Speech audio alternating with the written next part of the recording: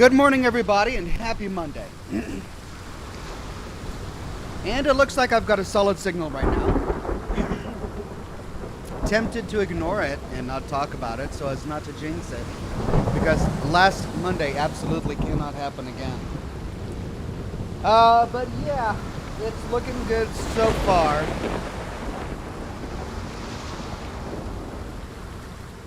We had a pretty good broadcast on Thursday. There was only a brief hiccup right at the very end, so I don't think the actual problem has been solved. But I'll take what I can get.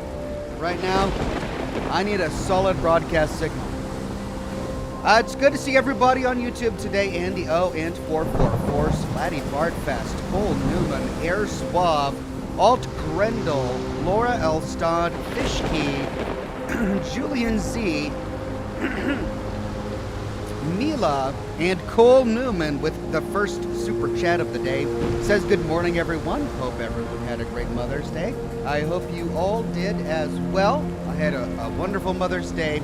There's an arboretum near, well, not near. It's over an hour and a half away from me. But there's an arboretum in my area, and I went there with my mom and my grandma and my brother, and it was really nice. We got to see lots of beautiful plants. Alt Grendel says the sunlight through your window betrays the thunderstorm sounds. Yeah, it's a hot spring. Is it summer yet? It's not summer yet. It's a very hot spring. We are going through a bit of a heat wave here in the Pacific Northwest. An uncomfortable heat wave. Yesterday was almost unbearable, and it's supposed to be very similar today. The frustrating thing is that I don't get air conditioning in my office. The rest of the house is fine, but I shut down all the air vents that lead to and from this office so that I don't get smoke throughout the rest of the house, because I smoke here. Which means that in the winter I get freezing cold, and in the summer I get boiling hot. And I've got all these computers generating heat. I probably should have worn something else other than a long sleeve button shirt. Oh well. I'll deal with that later. But yeah, it's gonna be a hot one. Wasteland Wanderer says, hello Ox, I found your Lonesome Road song. Brilliant. Thank you very much, Wasteland Wanderer. I had a lot of fun making my Lonesome Road song. It's available on iTunes, I think, and Spotify. And it's the same song that I had in my episode, my video on Lonesome Road. The Tom says the heat almost makes you wish for a nuclear winter. Yeah, I wouldn't mind a little nuclear winter right now. Joey MF Jones says, hey Ox, hope your Monday as well. Hope your weekend was good. My weekend was fantastic. It was busy. Lonesome Road. It kept me occupied, but it was very nice. Though I have to say, I did have a bit of a frustrating weekend. As many of you know, I published a lore video over the weekend. It's the full story on coursers, and I was really proud of it. I put a lot of effort into the script, into thinking about coursers. I thought I talked about a topic that hadn't been talked about very often pertaining to coursers, and I put a lot of effort into the thumbnail. I was really proud of it. And YouTube decided to age restrict it. And going through the video, the only reason I can think of that they would age restrict it is that there's a little bit of violence at the very beginning. And it's not even at the very beginning. Typically the rule with YouTube is as long as there's no really bad swearing and really bad violence within the first 60 seconds, you're okay. I've got a fight with the Courser and Green Tech Genetics that takes place at 1 minute and 25 seconds into the video. So I thought I was okay. Yes, there's a headshot. Yes, there's a headshot with a shotgun and a little bit of blood at 1 minute and 25 seconds into the video. But apparently that was enough for the video to get age restricted and deemed unsuitable for most advertisers. So I have a couple of options. I'm talking with YouTube about it right now because I do feel that YouTube puts my channel under harsher scrutiny than other channels. There are so many gaming-related channels that are constantly uploading clips of, graphic violence from video games that never get demonetized. And it's like any little bit of blood that I show in my videos, and boom, I'm instantly age restricted. And my YouTube rep knows about it. I've been talking to the same guy at YouTube for years now, and he's very sympathetic. He works well with me, so I feel like he and I have a great working relationship. But it's the time. Like, even if they do eventually remove the age-restricted tag on my video, it's going to take days. And those are days that my video is missing out on the YouTube algorithm. And those days matter. But the alternative is to delete that video, remake the video by removing the violence and re-uploading it. And if I do that, sure, it's a fresh start, but 30,000 people had already seen it and liked it and made comments on it before it was age restricted. And they're not going to want to do all of that again if I re-upload the video because they've already seen it, right? So I lose out on the social signals that give the video the velocity I need for it to do well. And I thought this video was going to do really well. So yeah, it's a conundrum that I'm trying to go through right now and figure out. Really, really annoying. I feel it's frustrating on YouTube because I do feel sort of powerless when it comes to my I am in control of the content that I create, but I have no way to predict what's going to happen to it once I put it on YouTube, how YouTube's going to handle it, whether or not they're going to throttle it or demonetize it or delist it, because it's completely inconsistent and it seems to be arbitrary from creator to creator. So, just frustrating. Day in the life of a YouTuber.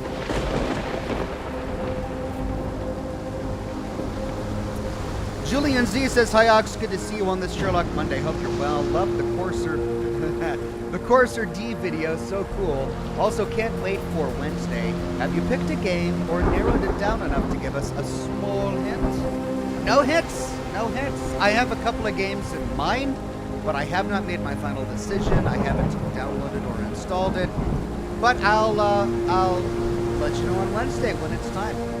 Yeah, the reason he said Courser D is because I forgot to change the title of the video when I uploaded it over the weekend, so that the file name of the video was the title. And it was the fourth version of the video. Like I said, I worked really hard on it. I kept on finding out more and more information about coursers after the video was already done, and I wanted to sneak in this and then sneak in that. So I remade the video like 4 times over the weekend before I finally published it on Saturday, only for YouTube to age restrict it, presumably because of violence. It's the only thing I can think of. But I changed the title just within 24 hours. Fishkey says, "How about them Kraken still in the playoffs? Are they really in the playoffs?" Well, go Kraken. And I'm not a big sports fan, but you know what? For the Kraken, I'll say, yay balls! Wait a minute, they play with pucks, don't they? Survivor from the old era says, "Ox, what about a portable AC to cool off the office? Probably couldn't run it on air, but you could cool down the space beforehand." I could. I'm hesitant to do so, mainly because I've already got so many computers plugged into all of the available outlets in my office. And air conditioners notoriously draw a lot of power from the house grid.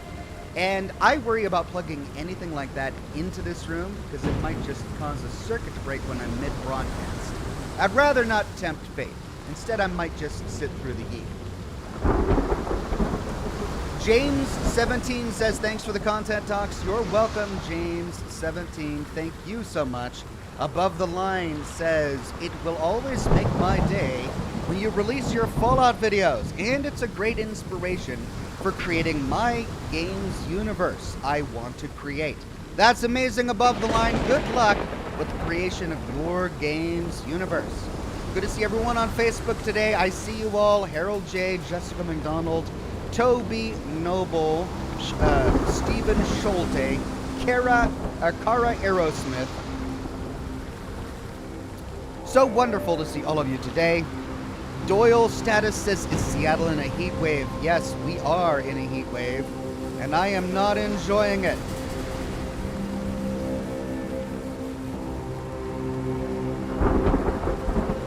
Rancid Hamster says, hello Oxhorn and chat, good to catch a live stream. I think we are due zombie baby lore video. Loving the Fallout lore videos. I mean, the zombie baby is just chat lore. It doesn't really exist. It's a figment of the chat's imagination. It's become sort of like a mythological beast for the chat only. It's the Oxhorn channel's unique cryptid, really. And I don't know if I'm going to do a video on the creepy evil baby, which doesn't exist and is certainly not in this room in any capacity at all. So yeah. But thank you very much, Rancid Hamster. Lady of Light says, I loved the Courser and all of your Fallout videos. Don't let YouTube get you down. We love you and your content. Thank you, Lady of Light. I deeply appreciate it. I'm going to have to figure this out today, really. If I don't hear back from YouTube about it today, I'm gonna make the old video private and re-upload it, because it's all I can do. I mean, I can't. I gotta nip this in the bud fast before it racks up like hundreds of thousands of views. Cody London says, how's the Comcast guy doing? Does he like your cacti? I mean, he hasn't been in my closet for, half a week now. So I'm not sure. He's definitely not there now. I absolutely don't have a kidnapped Comcast guy in my closet, and I resent the accusation. Cody London. I mean, if I did have a kidnapped Comcast guy in the closet, he'd have plenty of water, and the air seat works really well in there, and I'd of course be very generous with food and snacks, and he'd get bathroom breaks and all of that for getting back into my closet to go back to his job, which is monitoring my modem exclusively, and no one else's, just to make sure I have a solid signal. That would be his job, his role in life, his purpose, to make Oxhorn's streams run beautifully. If I did have a kidnapped Comcast guy in my closet, which I don't, making that very clear, there is no kidnapped Comcast guy in my closet. Just putting that out there. Don't want there to be confusion later. Julian Z says, also, Ox, maybe it didn't help the age restriction algorithm that it was named Courser D, as someone with a dirtier mind might interpret it differently. Not me, of course, but someone else? Oh my god. Wow. I didn't even think of that. I think the age restriction happened after I changed the name back to the full story of Courser. I mean, if I made a video about Courser D, it would probably do really well. Though I don't know if I'd have much to say about it. Damn. Jessica McDonald says, I've seen worse things on YouTube than that. It was only 1 minute and 26 seconds. I've seen people just be downright nasty on YouTube. Yeah, I know, and I try to follow their rules because I know that they don't like violence, and I'm covering violent games. So I've got to manage this tricky situation where I have to be true to the game, like I don't want to cut anything from the game that I'm covering, while also trying to make sure that I can make a living doing this, right? So I waited 1 minute and 30 seconds into the video before showing any violence.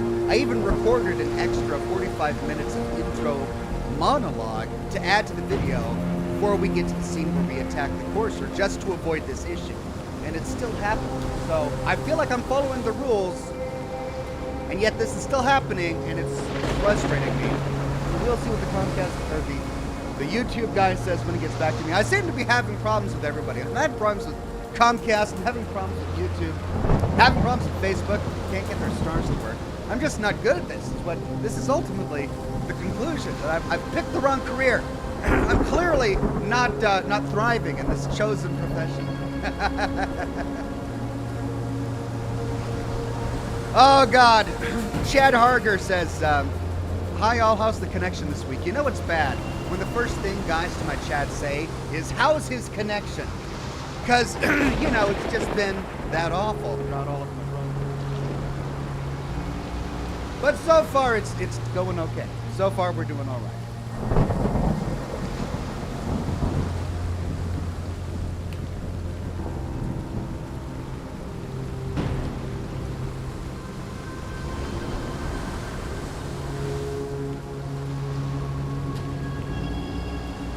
Okay. In our last episode, we escaped from the insane asylum thing. We then went to Louisiana, and I think the entire purpose for going to Louisiana was so that they could have every NPC character there say the word bayou as many times as they could, and make references to gators. So we had that moment in Louisiana in the bayou with the gators. And then we moved. Where do we go now? I forgot where we moved to. We're someplace else. Let's log in and find out where we're at.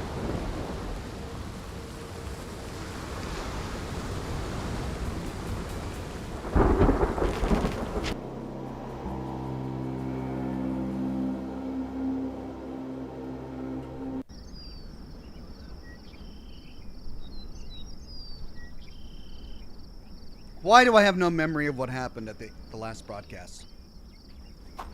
I'm not used to this warmth and humidity. Hopefully our Arneson has a shady garden.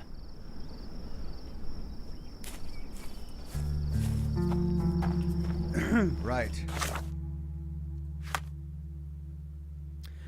Arneson's mansion. It seems likely that the jewel seller who sent a telegram to the Edelweiss Institute A was Mr. Arneson, a rich man who resides in the French Quarter. Okay, we're still in Louisiana. We're just now exploring the French Quarter. All right, we went to the jewel auction and we found a listing for Mr. Arneson, and we think that that is the connection to the Edelweiss Institute. Right, let's pin this evidence. We are looking for a giant mansion in the French Quarter. Nothing to connect to here.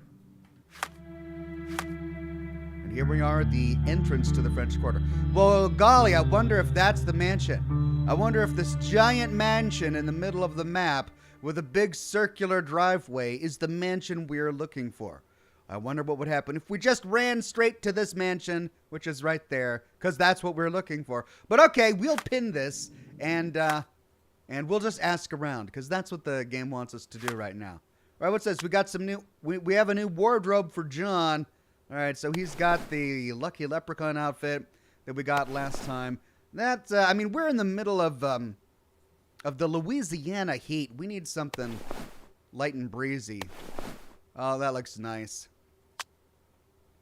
All right, give Sherlock something light and breezy. Do I have a nice and... I mean, that's a smoking jacket attire. That's the outfit I got. Fisherman's attire. A sailor outfit. Okay, that might work. Here, I'll match John. That looks nice and breezy.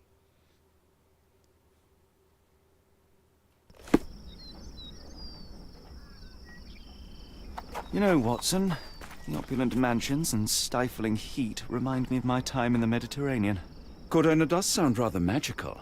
Do you think you shall ever return? I don't know.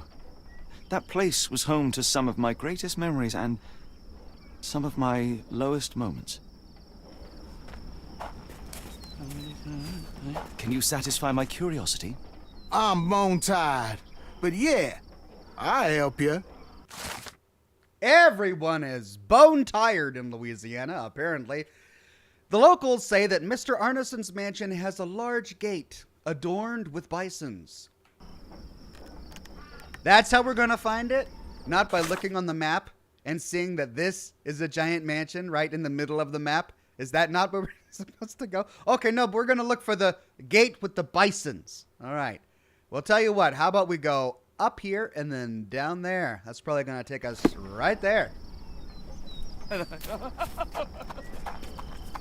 What is that? Is someone telling jokes?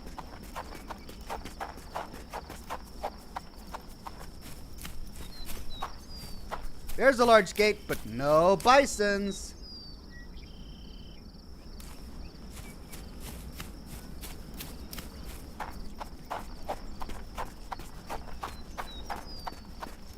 Nope. Nope. Nope. Uh-oh, put your feet. Golly! Who could have guessed? Lord help me. Bisons. Excuse me, miss. Are you all right? What is your name? Eula, sir. Waiting for someone, Eula? Yes, sir. My brother Davy. He works for Mr. Arneson in that mansion yonder. Been 5 days now since I last heard from him. Come now, why all the tears? Something happened to Davy. I feel it in my bones. Do you think he may have left the premises? No, sir. Davy, he ain't like you and me. He's smart in some ways, but he can't talk. Not a word. He's pure and kind. Fear not, we will look for your brother. One presumes this gate is locked. Is there any other way inside? There's another entrance through the stables you could try. That's where I meet Davy normally, but I couldn't get in. See, I couldn't find the key. It wasn't in its usual spot. Please hurry, sir. Find him for me. Okay.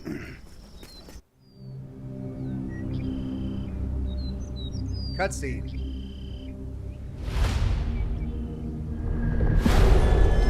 The Horror at the Door, Chapter 5.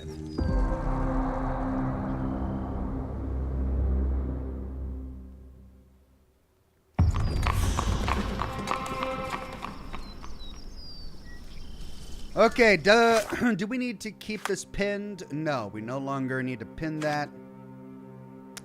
Okay, there is a woman named Eula near Arneson's mansion. She's worried about her mute brother Davy, who hasn't been in contact for 5 days. Davy lives with Mr. Arneson and usually doesn't leave the premises. According to Eula, the only entrance is through the stables, but the key wasn't in its usual place, so she was unable to enter. All right. Well, here we go. What happened to Davy? And we have absolutely no clues yet, understandably. Let's head to the stables.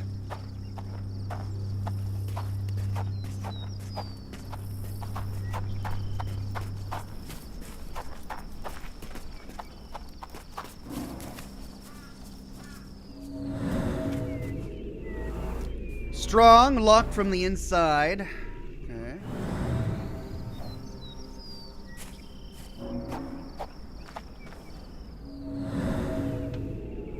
Steel, sturdy, intact.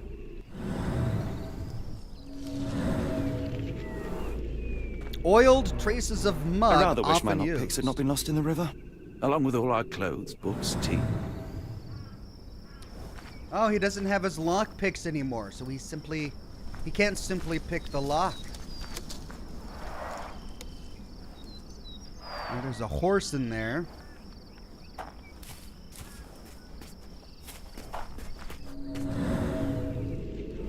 Bogged down here for a long time.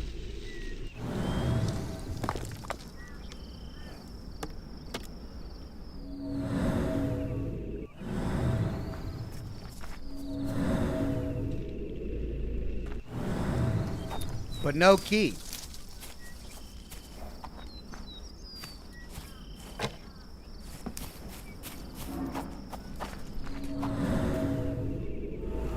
Heavy, covered in dust. Which means it probably hasn't been moved in a while.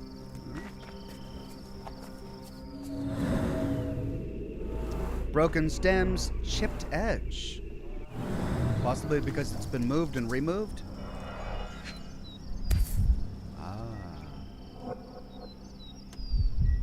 This must be the key to the stables. Hooray, we found it.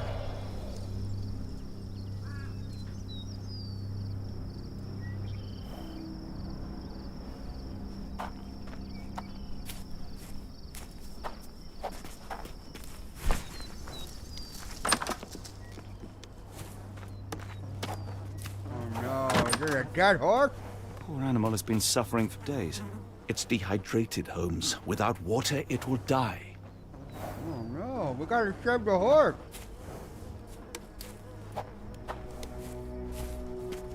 Mr. Arneson's cab is still here.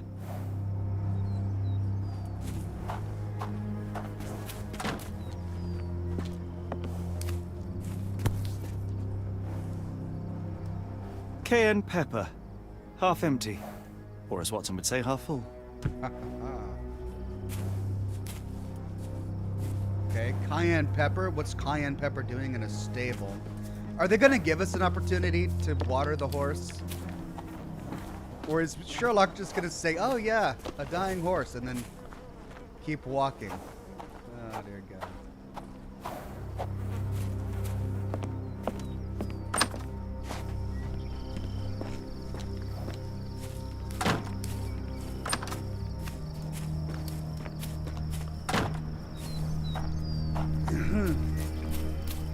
There we go. Let's water the horse. Useful? Yes. Water the horse. Don't die, horse. I'm coming. At least that's one life saved. Achievement unlocked. Back in the saddle. Oh, yay. They gave us an opportunity to save the horse. Yay. Drink up, horsey. Drink your water. That's a good horsey. Okay.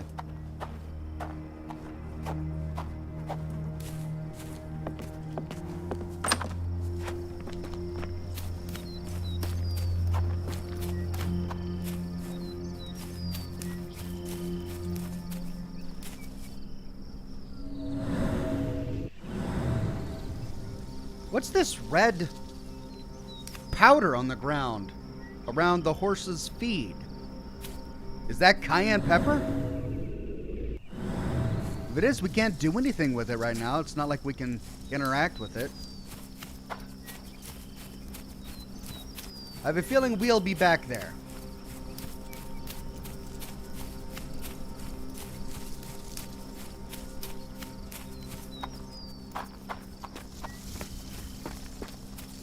This is quite the mansion.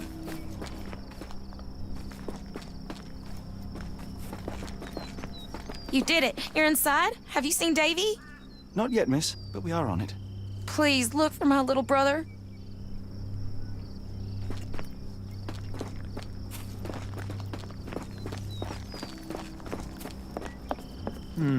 No way in. The front door's locked. Right. Let's go clockwise.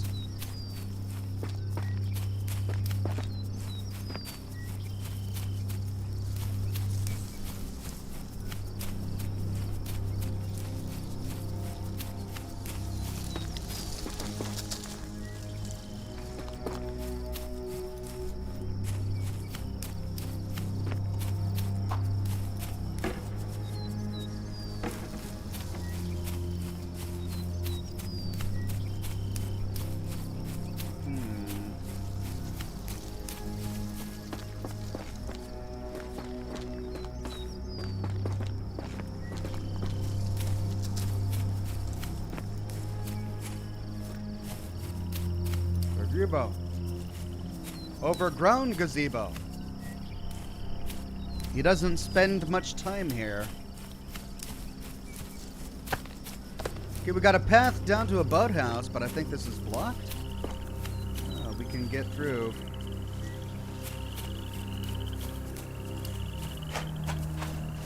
Can't get over there, though. Hello.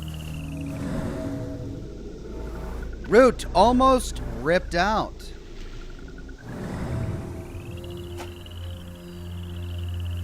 I mean, if there's a root this large in the middle of a walking path, it would have been chopped down or ripped out long ago. Ah! Investigation scene found. Fingers! What? These fingers were severed with a single clean stroke, but I don't see the thumb or middle finger. Oh my gosh! I didn't expect that. Right. Look, Watson. Animal prints. I wonder what kind. Possum? Raccoon. Luxurious shoes, size 9. Wingtip shoes, possum or raccoon prints, severed fingers, slight indent in the palm print.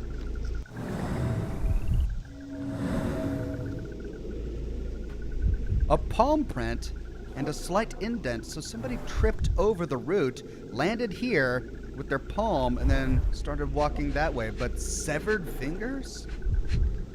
All right, we're still missing one clue.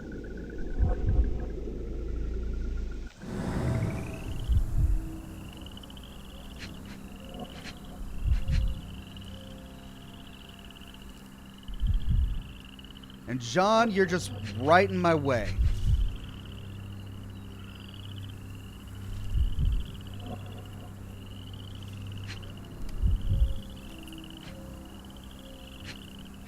There it is. Boots, size 10. So two different sets of footprints. Someone wearing work boots. Someone wearing wingtip shoes.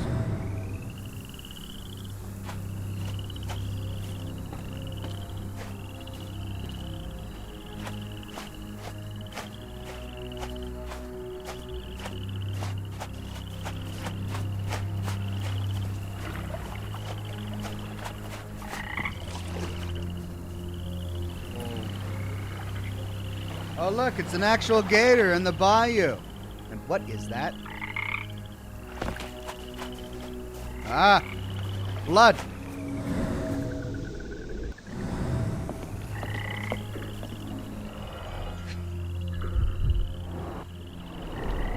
A scrap of silk, soft and elegant.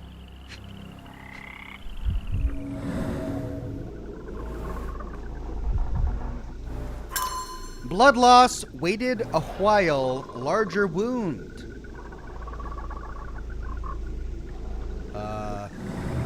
Gator.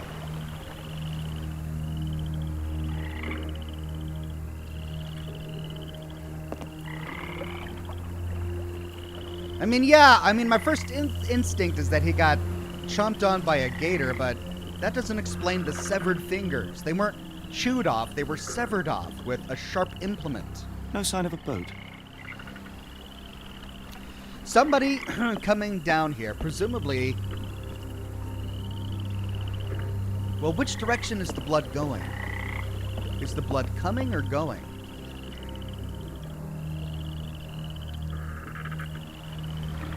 Whatever chopped up those fingers likely happened here, because that's where the blood spatter is, and then it sort of smears this way. So I think that the blood is going.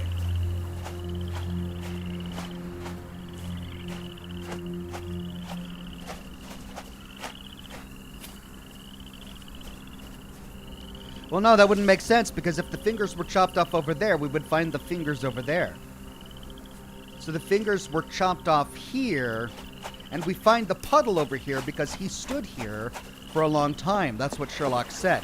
He stood here waiting, presumably, for a boat.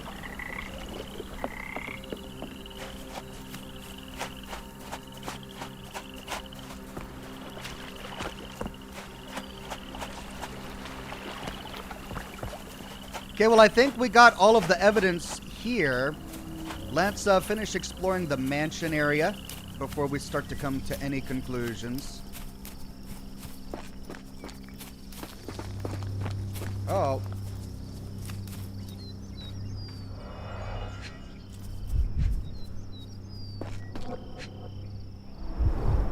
Size 10. The owner's footprints were shallow.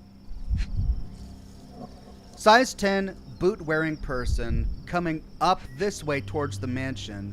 And then this. Size 10. The heels were sinking into the ground. Look here, Doctor. 2 sets of footprints left by the same person, yet they vary in depth. What do you conclude? Perhaps they arrived empty-handed, but left carrying something heavy. Precisely. We'll make a detective of you yet, Watson. Investigation scene completed.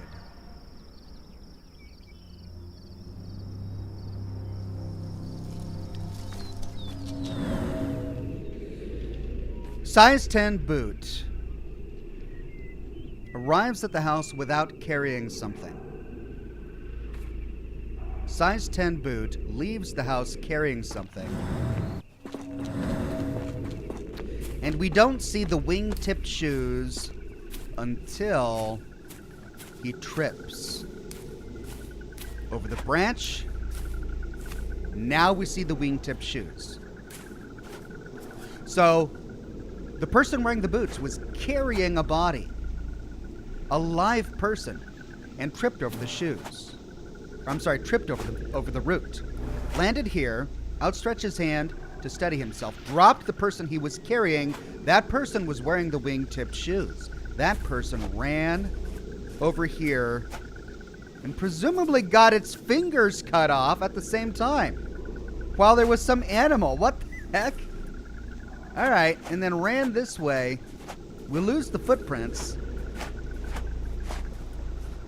But there's the boot footprint going this way.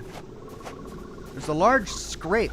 Something was dragged also going this way. No more footprints, and then a scrap of silk. That has to be from a nightgown. But if this violence was done to the person in the wingtip shoes in a nightgown, why was he wearing wingtip shoes? You don't wear that kind of shoe to bed. Unless he put on his shoes before going out. More boot prints. All right, let's see if we get anything for the blood spatter up here. Yeah. There's blood here. Well, now, wait a minute. If there's blood here, but the fingers were severed over there, we don't see any blood right up until after the root. That's where we find the fingers, and that's where the violence happened. And yet, all the way up here, we do see blood. A little bit. Ah, do you smell that, Holmes? Something bad happened here. I know. Be prepared for anything. Crap. Can we go back out? I didn't realize that door was going to work. Let me finish exploring the back garden. I think we got everything, but I want to, dot my I's and cross my T's, so to speak. Because we didn't go over here. And this just leads to the stable. Okay. So we did explore all of this.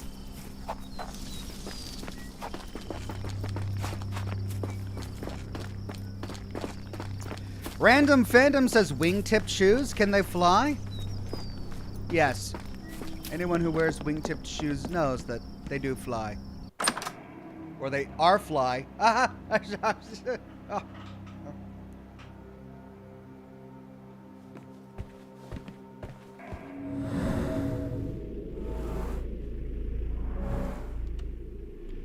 Size 10, dried up mud with peat.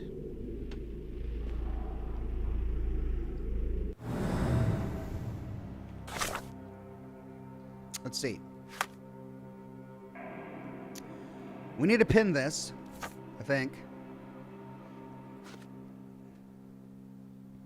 Mr. Arneson's cab is inside the stables, so he should be at home. Once the water was given to the horse, it started drinking. It stood up and became livelier. There was an animal near the severed fingers. The animal left small paw prints. The impressions are fairly shallow, indicating that the animal weighs around 12 pounds. The severed fingers had been nibbled on, the bite marks and line of the jaw being relatively small, suggesting vermin or a small dog. I see. The animal prints came later, after the fingers were severed, to snack on the fingers. The backyard has 2 trails of size 10 boot prints. The ones in the direction of the mansion left barely any marks in the soil. However, the trail leading away from the mansion had considerably deeper footprints. 3 severed human fingers were lying in the backyard. The grooves abruptly stop at the start of the pier. On the pier, there's a patch of fabric from an expensive silk garment. There were 2 people. One wore luxurious shoes of size 9, while the other wore boots of size 10. Inside Arneson's mansion, there is an awful smell of death, and the place is covered in dirty boot prints, size 10. Hold on a second. Do we have anything in our mind palace yet?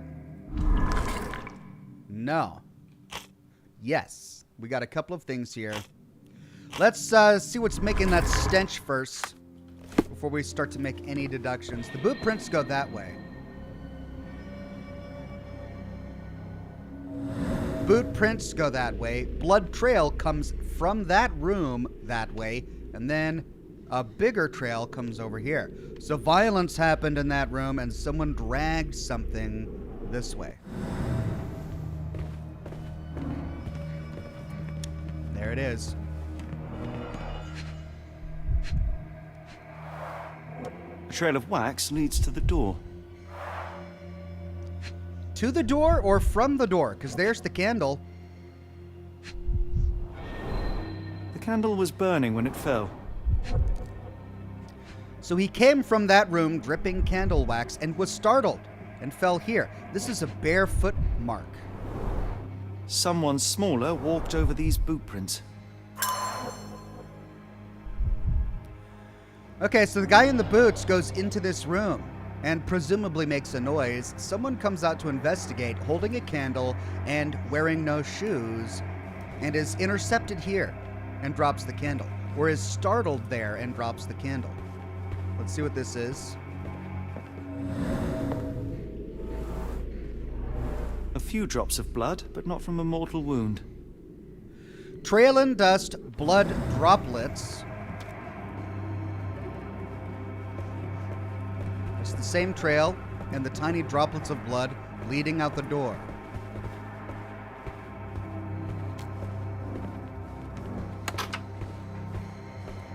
The door with the horse symbol is locked.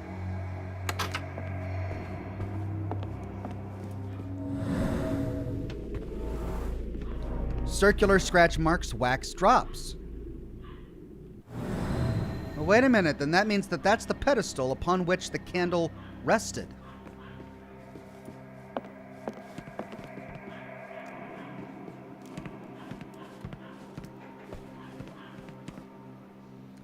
But I'm confused now. It doesn't make sense, because if the candle was there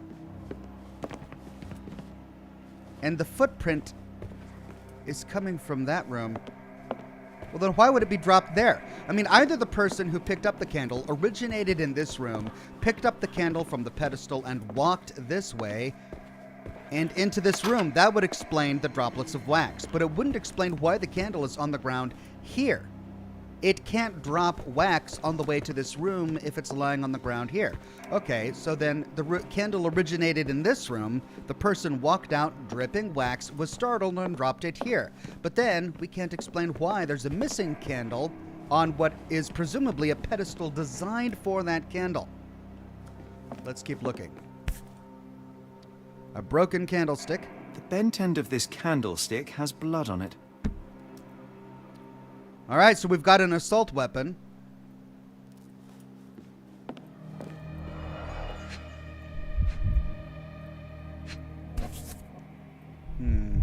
Someone was burning paper. Burnt note about a telegram. I've intercepted a strange telegram sent to Ashmat. It is utterly cryptic, and I cannot make head nor tails of it. The mailman confirmed the telegram was definitely for Ashmat, so he must know what it means. The rest of the note is unreadable. Ashmat must be the name of the mute.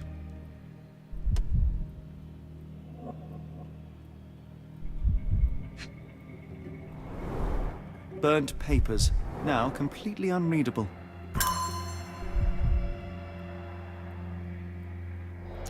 So why would the mute boy who works here get a telegram?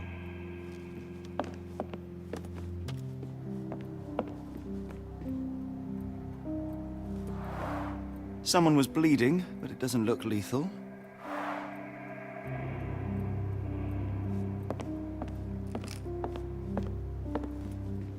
There's another candlestick. All right, so this is showing us what kind of candlestick was on the pedestal. And that one still has the candle in it. And this one is bent. That makes sense. Someone came from that room holding that candle, was startled here, grabbed that candlestick, which still had that burning candle, and used it as a blunt weapon to strike whomever was in this room. The big question is, who died? The barefooted man holding that candle, or the person wearing boots? Let's check out that body.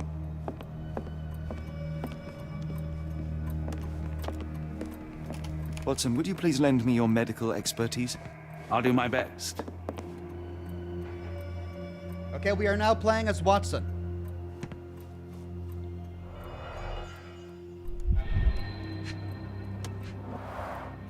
His corneas are already clouded.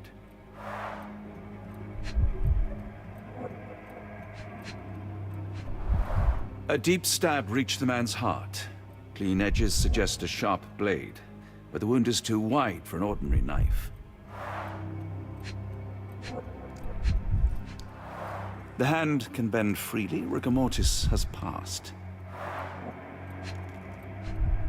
Passed?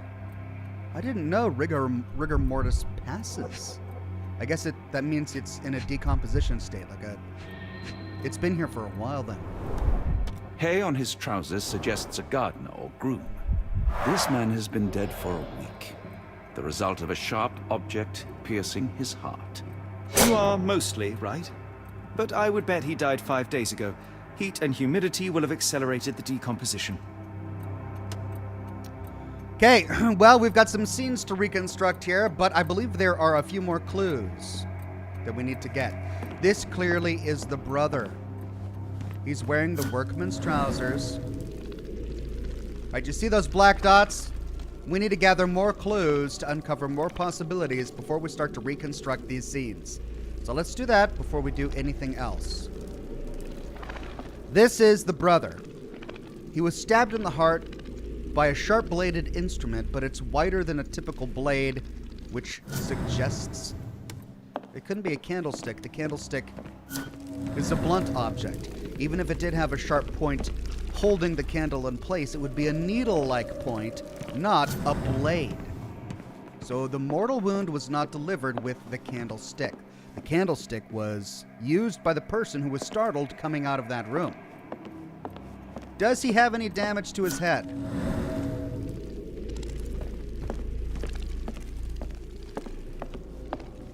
No.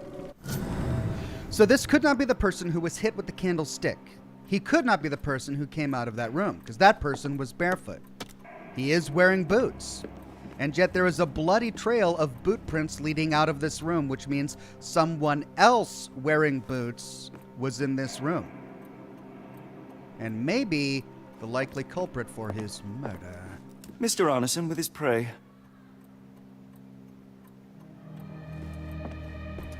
Mr. Arneson, an avid hunter. If that's Mr. Arneson,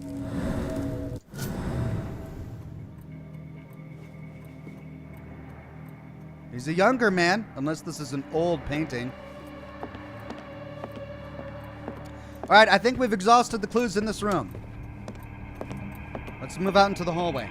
Jersey, a member for 22 months, says 2 years getting closer and closer. I'm so excited, Jersey. Thank you so much for supporting me for such a long time. Can we take a look at these photographs? We can't. Right. The blood trail goes out this way. Letter from Locksmith. Mr. Arneson, I'm happy to know that you like the work carried out in your study room. It was a challenge and the most difficult job I've done. The lock was handmade to create the mechanism in accordance with your requirements. I added a magnetic bezel that must be activated to open the lock. As requested, it is hard to see the keyhole if you don't know where to look. Tell your friends about me. Thank you, J.G. Lock & Sons Locksmithery. Well, that's pretty convenient to own a locksmith shop and your last name is Lock. Right, we still need to get into that room. That must be the study. But we don't have a key.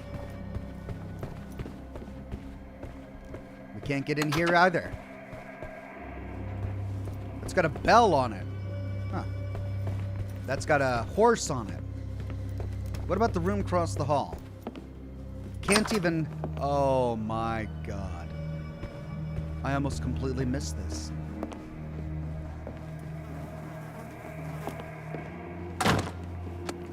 got another stiff. I will need your help one more time, Doctor.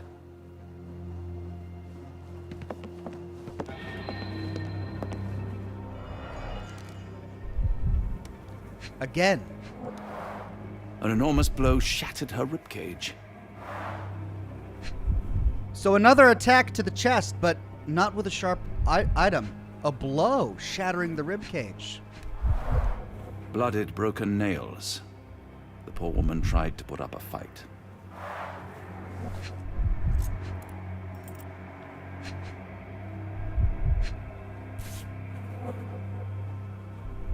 Extremely sharp and deadly. A wound like this could only be dealt by a man of incredible strength. And cruelty.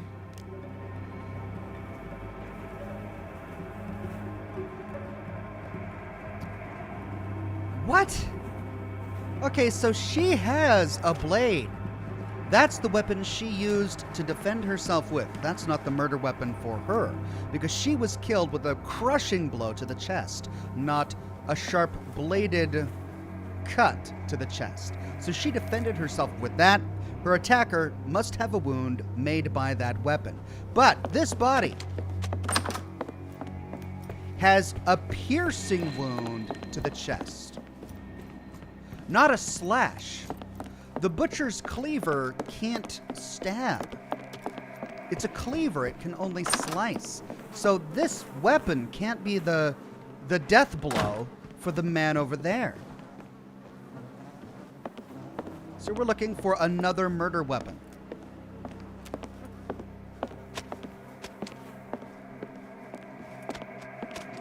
Why does it look so familiar?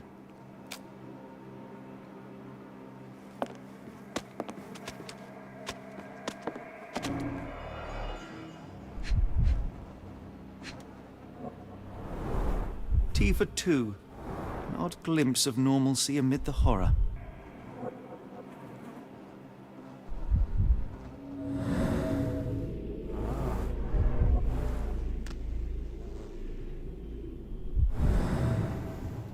She was having tea with a man whose trousers were covered in hay.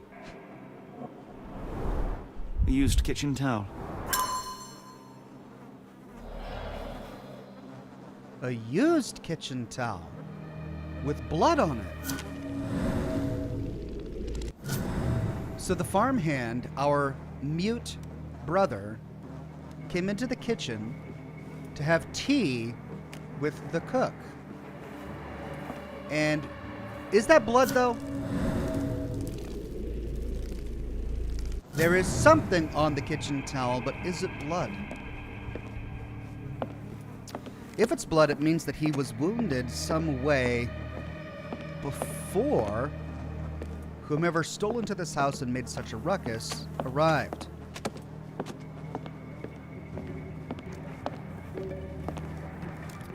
Ah.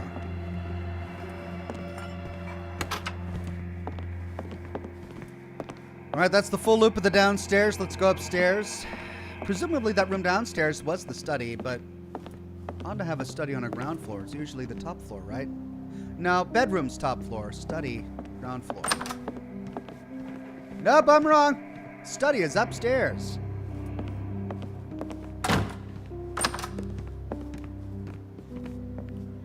And we've got a secret room we're looking for. A keyhole that is inconspicuous, hard to find unless we know what we're looking for.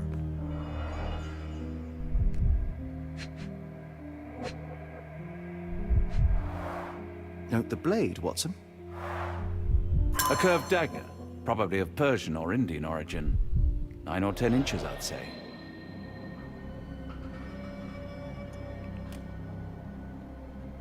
Could that curved dagger be the blade that killed the farmhand?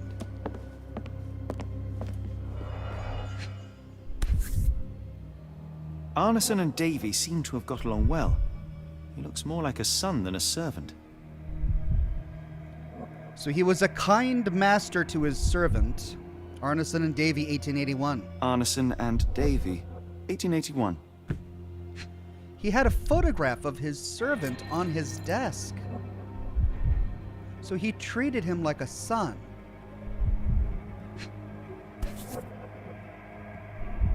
Raccoon! What did I say? Fauna of Louisiana. Full of things that bite, no doubt. Alright, so we've got raccoons that were nibbling on someone's fingers. Not possum.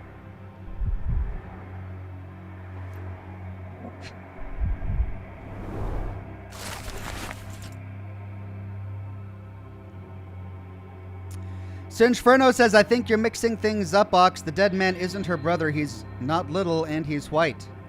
Right. I am mixing things up. He's not little.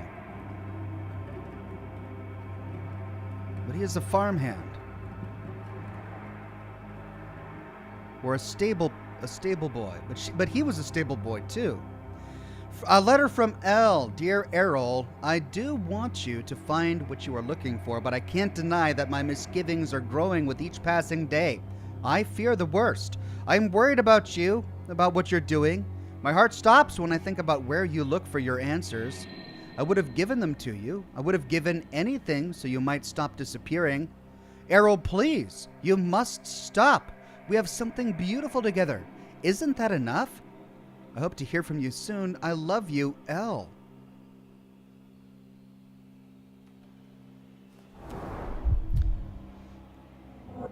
A letter from L to Errol. Errol Arneson, or whatever this guy's name is. New Orleans Star, New Pied Piper. New Pied Piper. Foreigners missing in New Orleans.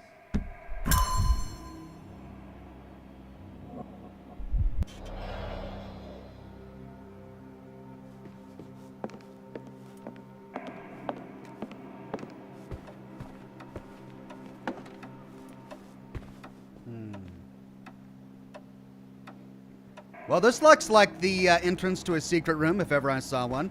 And usually...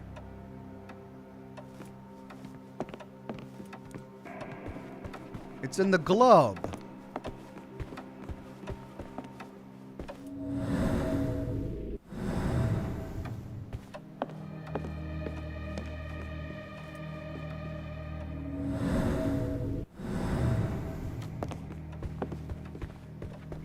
Yep, I can see the seam of the door right there. And the eye of the gecko is the key. See that? But we haven't actually uncovered enough information that tells us this yet. So, we need to keep exploring.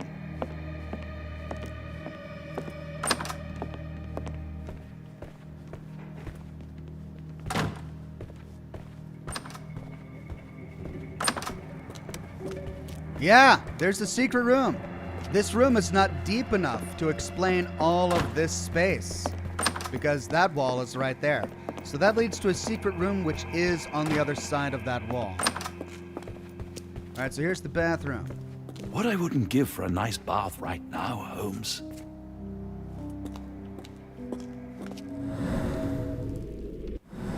For a minute I thought there was blood on that table, but I think I might be seeing things.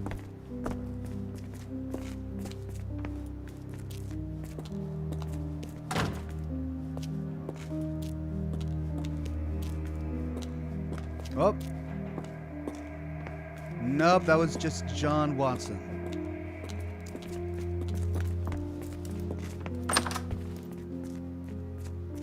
Cartridge Pad says, the mute dwarf?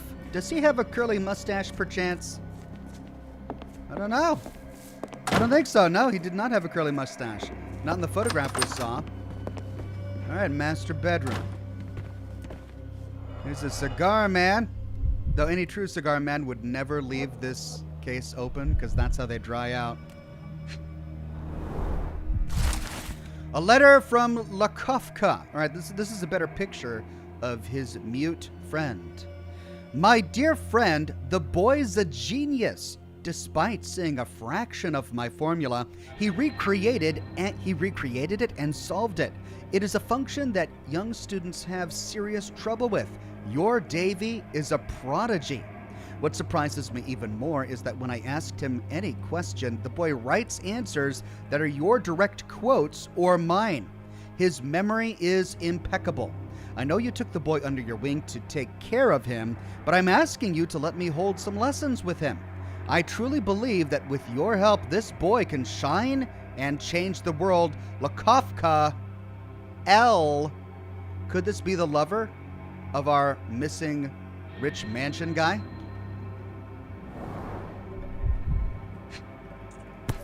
Louisiana wetlands.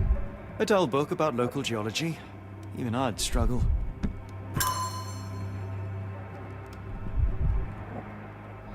So the boy is a prodigy. Could he be what a bunch of Lovecraftian cultists would want? Maybe they came here for the boy?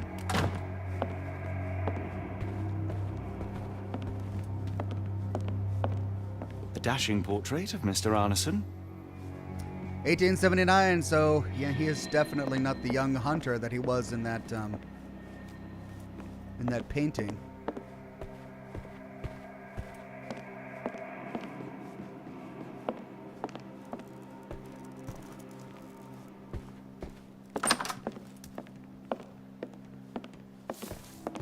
Okay, still no closer to finding the key that opens the door to that room, and that's probably how we proceed. So let's start by piecing some things together. And we're going to start down here. Frustratingly, still can't get into that room. Okay.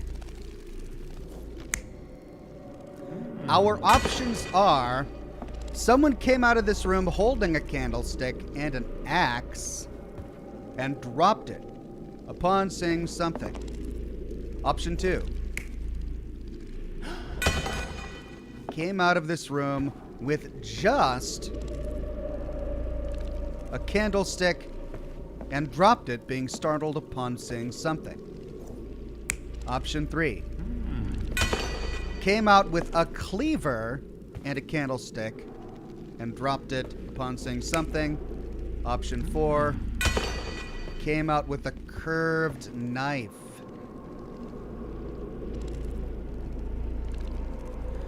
Well, we saw the curved knife in the painting, and they would have emphasized that for a reason. I mean, I talked about how the wound in the chest was not a slice, so it couldn't be a cleaver.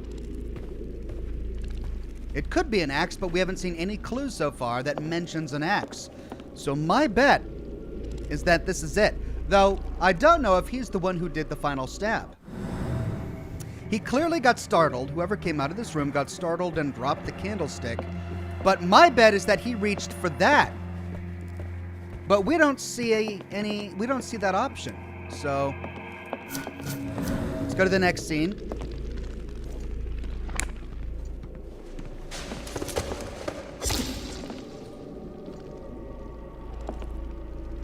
Someone killed this farmhand with a cleaver.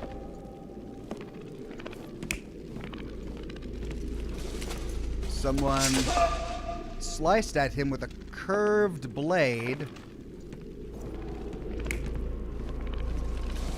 Someone chopped at him with an axe. And those are the three options.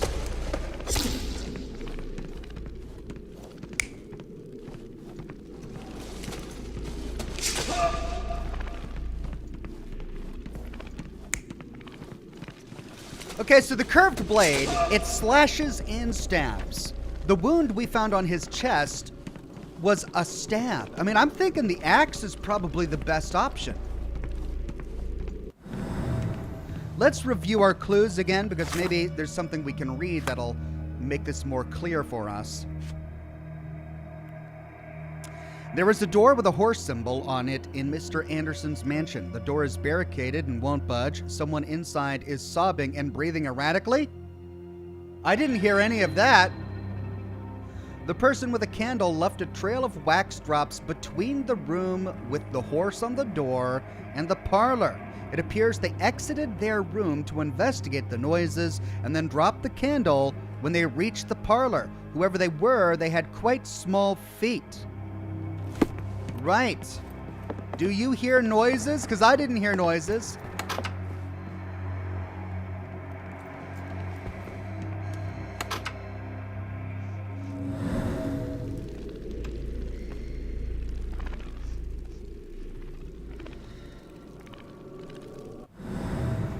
There's someone on the other side of this door? Okay. Well, then I don't think we need to have a weapon at all here.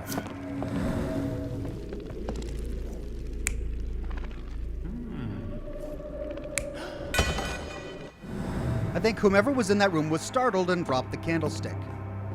Now, let's get back to our evidence here.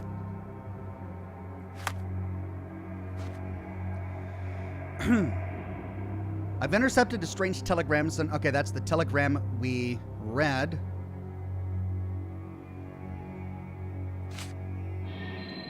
There's Mr. Arneson. He's young.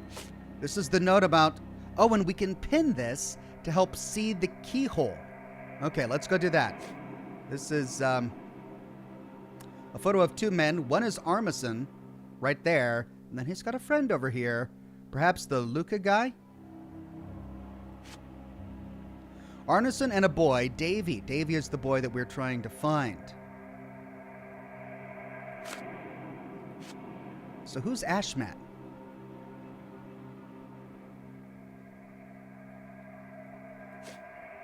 That must be Ashmat. A book about wild animals living in Louisiana. L. Mansion crime scene. There are signs of a wounded person was dragged. The door with the bell symbol is locked. Inside a parlor, a dead man lies. Based on his clothes, he was a gardener or a groom. He has a deep chest wound. Judging by the condition of the body, he was lying there for about 5 days. Near a fireplace, there are signs of a struggle. The burnt papers and bent candlestick with blood on it suggest someone was attacked. Inside the kitchen, a dead maid lies. She was killed by a blow of significant force to the chest. The nails on her right hand are broken. She probably resisted. 2 people were sitting and drinking tea when everything started, judging by the half-empty cups. One of the chairs has stems of dry hay.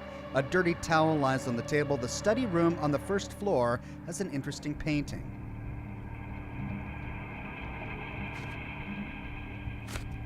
All right, let's pin this.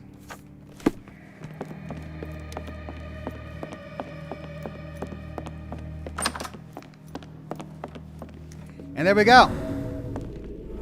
Lock, peculiar form, A-shaped.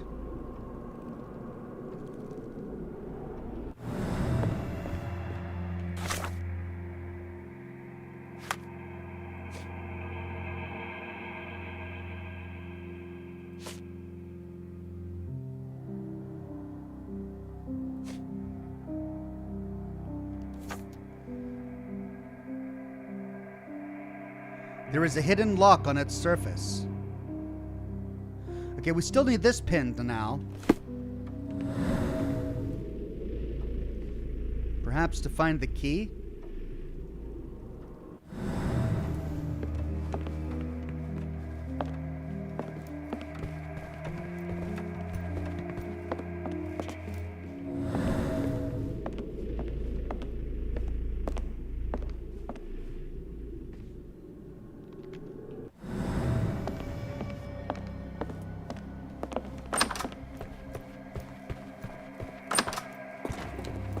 Something about this room that doesn't sit right with me because there are very little clues here.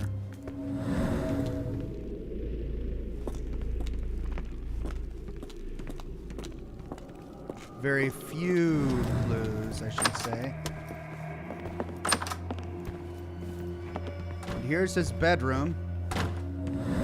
If he had a key, perhaps it would be in his bedroom. But nothing is opening up now that we have the correct clue pinned.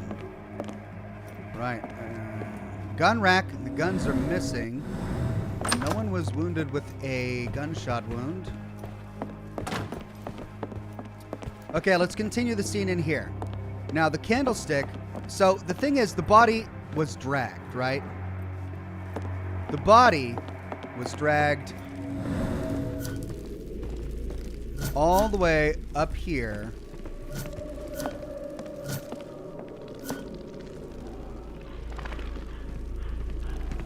But then why would this murder scene be there? We've got all the clues we need for this, so something else was dragged.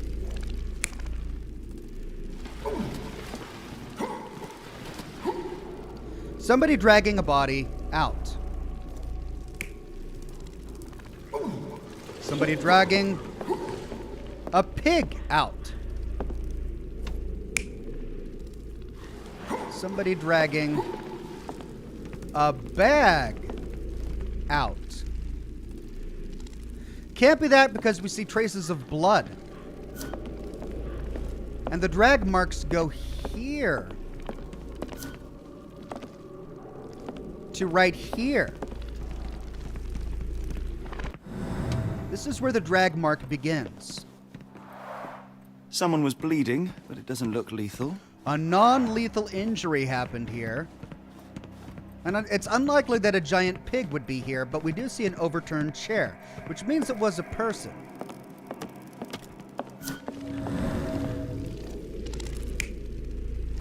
So it's got to be that.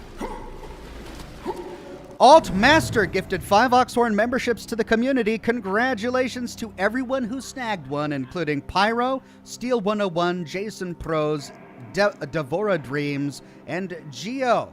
Thank you very much, Alt Master. Now, we've got another one here with 6 possible alternatives. Alternative 1, a man walking with a curved blade. Alternative 2, man walking with curved blade and candlestick. No, because the candlestick wax comes from that room. Alternative 3, man walking with a hatchet. Alternative 4, man walking with a hatchet and a candlestick. Alternative 5, man walking with a cleaver. Alternative 6, man walking with a cleaver and a candlestick.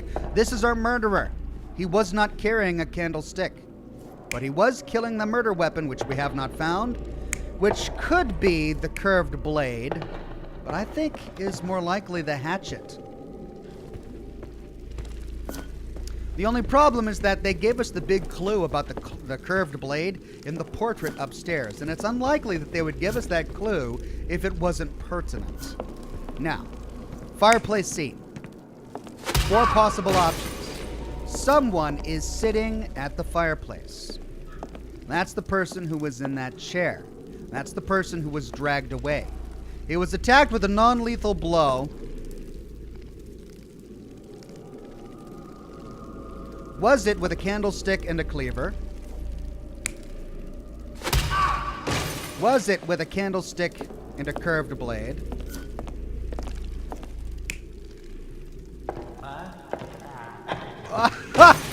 Or he got drunk and fell over because he was drunk. Or was it a candlestick and a hatchet?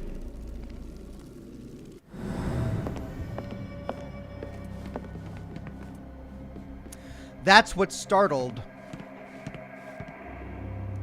the person who came out.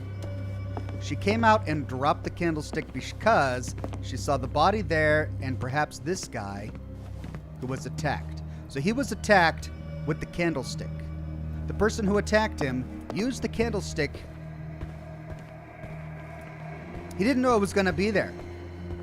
And he didn't want to kill this person. He wanted to wound him. So he grabs the candlestick, attacks them. But then this guy comes to his defense, and that's when he uses the hatchet to murder him.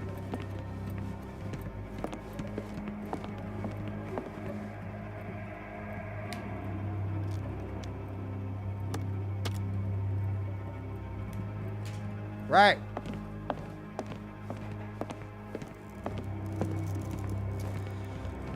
The maid was having tea with the farmhand when the assault happened. It is he who raced out of this room to come to his defense and was murdered.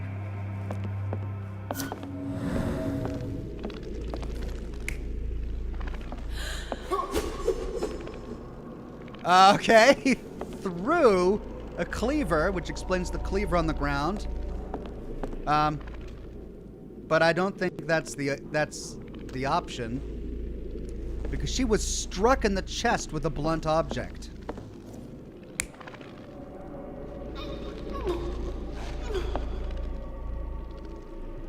He strangles her and grabs the cleaver.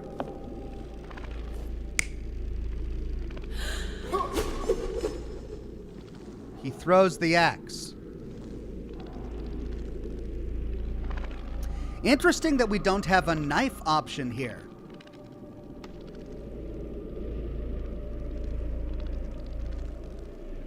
It's possible that the hatchet didn't penetrate her chest and that it hit the wrong way around, causing an impact which killed her. Remember, she died from a crushed chest because significant force was done. Had he used the cleaver, it would have left a slice.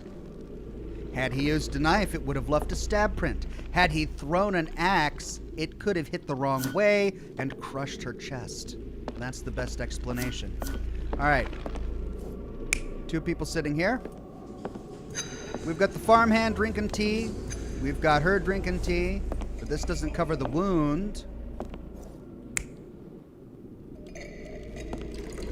We've got 2 anonymous people drinking tea. But I don't think it's anonymous. I think we know who they are. These are the only 2 options. And yet it doesn't cover the wound. Perhaps the farmhand came inside to receive some medical attention from her, and she... Well, maybe it wasn't a wound. Maybe there wasn't blood. I thought that it looked like blood, but perhaps it was just spilled tea.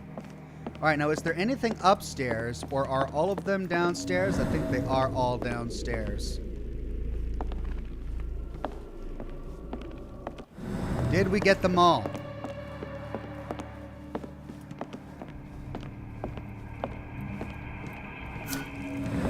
We got that one.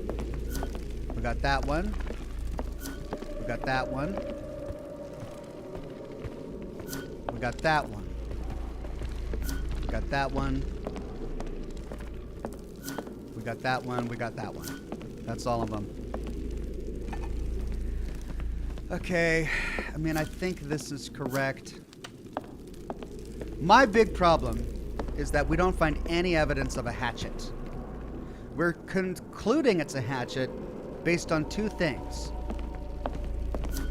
This wound was too wide for it to be a typical knife, and it was a puncture wound or a big stab wound to the chest. And this wound was a blunt force trauma wound. The only weapon that can do both is a weapon that has a bladed side and a hammer side. And that is an axe. We're gonna go validate. And I got 3 wrong? Come on! Ugh. I got that right, so it was an axe. I got that right. I got that wrong.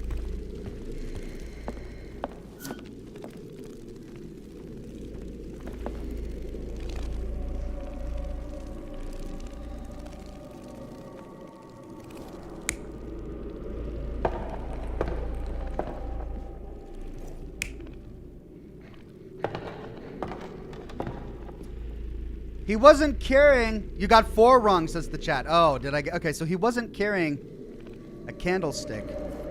It must have been the knife. Because that's why they gave us the clue of that knife. Because I got that right. But I got this wrong because I chose the axe. So we'll go ahead with the knife.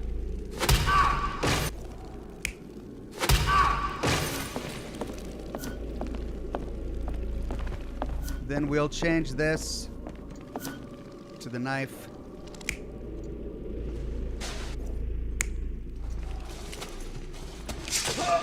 But it's a curved knife. I guess that would explain why the wound is deeper, because he can't just stab it in. He's got to like slice and then push. But this one doesn't make sense, because it was a crushing blow to the chest.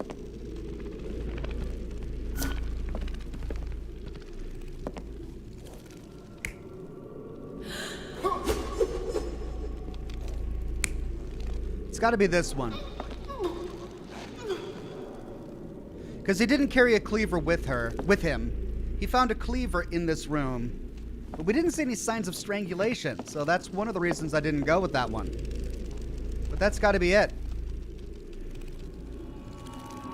An intruder entered through the back door at night, leaving mud traces in the hallway. Without being noticed, they picked up a candlestick and struck the man in the chair from behind. In the kitchen, 2 people were drinking tea, the workman and cook. They were startled by the noise of a falling body and went to investigate the parlor. The workman tried to subdue the intruder, but was stabbed by the attacker's knife. Judging by the wound, it was a curved blade. The cook panicked and fled back to the kitchen. The intruder followed, but since their blade was stuck in the workman, they used the meat cleaver on the table to kill her. Someone smaller arrived and discovered the carnage. They dropped the candlestick in horror and ran for safety to a room down the hallway. Meanwhile, the intruder returned to his first victim and dragged their stunned body away from the fireplace and out into the garden.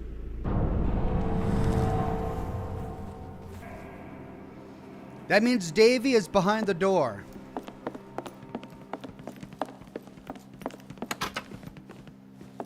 Which means we can solve our first mind palace. What happened to Davy?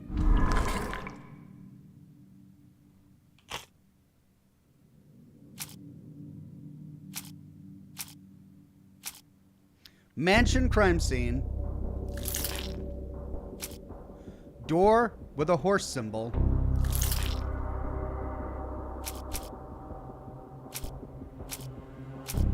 Photo of Arneson with a boy.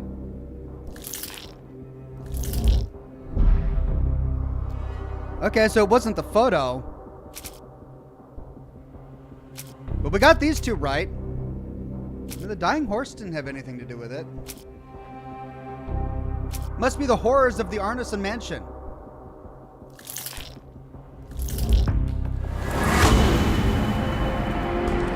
Davy retreated and barricaded himself in. Eula's brother Davy is behind the door. How can the painting lock be opened?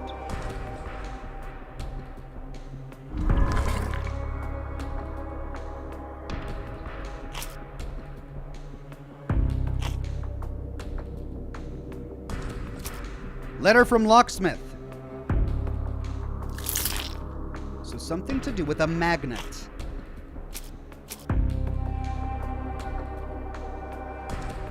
Secret lock.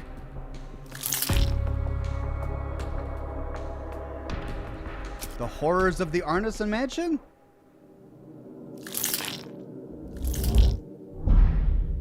Okay. Door with a horse symbol. No. Mansion crime scene?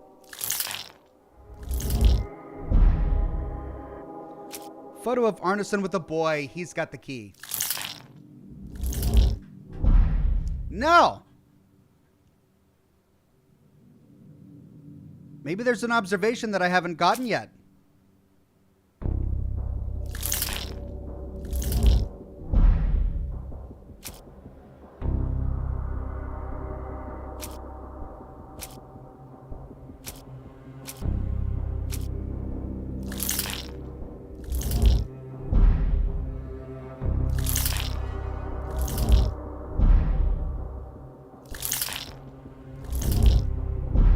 Yeah. There's something I didn't get, an observation that I missed, so I can't unlock this one yet. How to learn the content of the Burns message.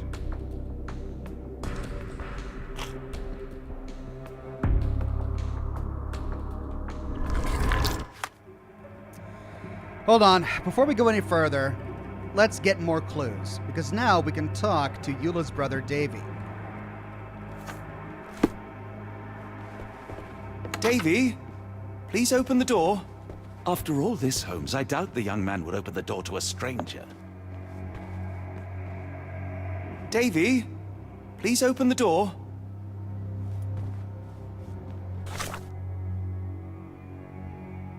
All right, so we need to talk to his sister for that one, but before we leave, Okay, so this is the conclusion. This is the horrors of the Arneson mansion. The perpetrator struck someone with a candlestick. The blow was strong enough to bend the iron. The workman sustained a wound near his heart. The unusual contour of the wound suggests it was inflicted by the curved blade, similar to the one in the photo of the man with the curved dagger. The cook lies dead in the kitchen. Despite her desperate attempts to protect herself, she was murdered with a meat cleaver. There was a witness to the gruesome scene. A person of short stature emerged from the room with a horse symbol, carrying a candle to investigate the noise. The sight of the dead man in the parlor must have shocked the witness, for they retreated back from whence they came. This one still has an eye symbol on it, which means there's something we need to observe, and we need to pin this in order to observe it. But the one thing that I know what to do is this one. So let's go talk with the sister. Perhaps she can coax Davy out of the room, and then from Davy we can get more information that's going to allow us to unlock the wall.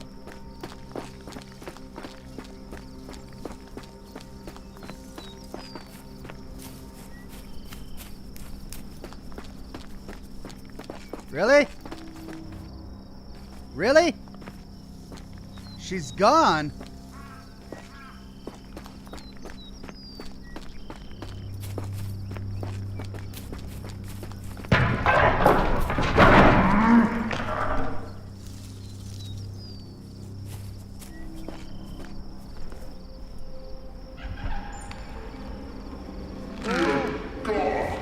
Watson, quick! Get her down. What? She tried to commit suicide? Whoa, didn't predict this. Wow.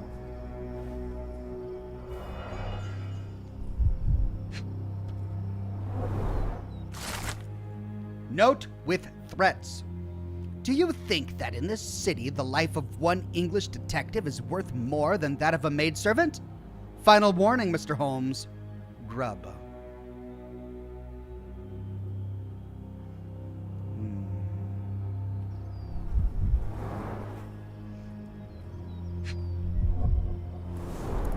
Look at your marks on her neck. There'll be a bruise, but she should be okay. Doctor, Watson, speak to me. How is she? We were just in time, Holmes. Eula is stable, but lucky to be alive. We should take her to a hospital for a further examination. Yes. I fear I was wrong, Watson. The sheriff is not a man to be underestimated. To lynch an innocent woman just to send a message, it's evil. We're not safe in this city, nor is anyone around us. Then we must not dawdle. Help me get Eula to her feet. No, no. I will not leave here without Davy. Miss, please, we must get you help. No, I will not be deterred. I will get my brother and bring him home. Okay, well, we're gonna kind of need your help with If that. my deductions are correct, Davy lies behind this door. He ought to be unhurt, but is no doubt shaken. Davy. Davy, you there? Davy, we understand what you witnessed before. It's safe now. You're safe. Please, let us in. Your sister wants to see you. Everything will be all right, I promise. Yeah, them gentlemen speak the truth. Just open the door. Big sister's here for you. Davy, oh, come here, you. Thanks, sirs. Lord bless your souls. Let me examine him, miss. I want to make sure he is unharmed. Remember, he may be mute, but he still understands you.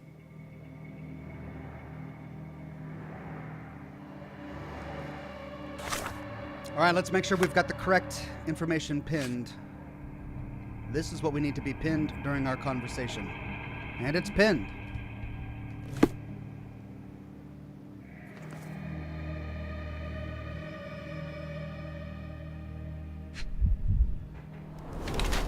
Red eyes, hasn't slept for days. Pale and haggard, starving, in shock. Shallow breathing, alarmed and agitated. healing bruise. Days old, insignificant. Yes, but the master of the house loved this boy, so how did he get bruised? Possibly fighting off an animal? That doesn't look like a healed bruise. That looks pretty bad. Huh.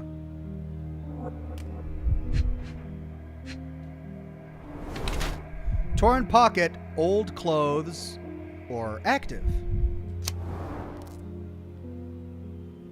Okay, Davy has been left starving for the last 5 days, barricaded inside his room in fear for his life. Fortunately, he is physically unharmed. Davy has lived a good life as a child in this mansion. He has a fresh bruise from a fall or a bump. The torn pocket is just a result of his active lifestyle. Or he was mistreated. Davy has been left malnourished and starving for the last 5 days, barricaded inside his room in fear for his life. Fortunately, he's physically unharmed. However, Davy hasn't been treated well before the terrible events that happened in Arneson's disappearance. The bruise on his left hand is a result of being hit. Davy was given only old and torn clothes to wear. Well, clearly from the other information we have found, that's not the case. He was loved. So, he cared for Davy. Davy seems in good health. The bruise is a remnant of that awful night, perhaps even caused by the intruder, but he is otherwise unharmed. In fact, I believe life here was good for the boy. Arneson and the others cared for Davy. That may have allowed him to withstand such horrors. I need your help, Davy.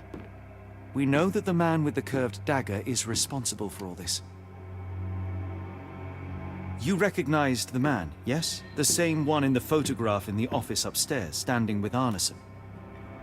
Good. Please, write his name. And one last thing. The room with an image of a bell on its door may hold important answers. Do you know a way in?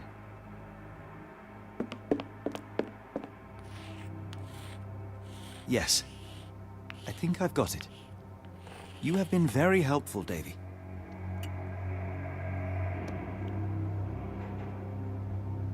All right, we've got more evidence. The name of the assailant was Ashmont. That's the name of the guy who sent the telegram. That's likely the name of the man who was in the photograph holding the curved dagger. The key is upstairs, I guess?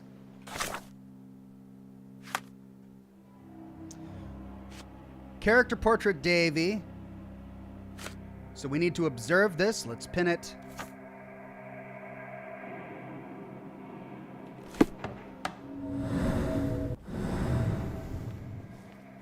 Oh, okay. Let's examine his room. This was Davy's bedroom. Oh, Davy. Things you must have gone through.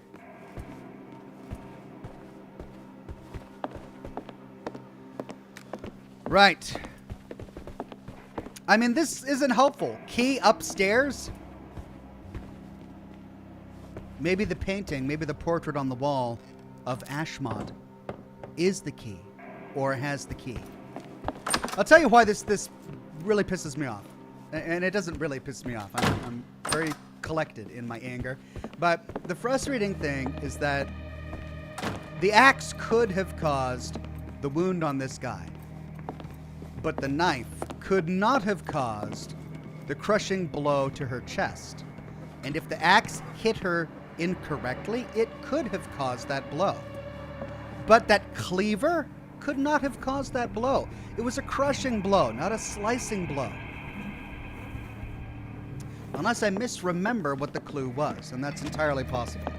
At any event, I believe the key we're looking for is here. That's Ashmont, or the guy who sent the telegram. There's the curved blade. But we can't interact with it. All right, so magnet. Let's see, is it the... It's usually things like this. You got to spin that, or maybe it's the grandfather clock.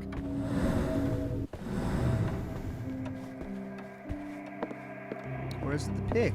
Oh, because there was a pig?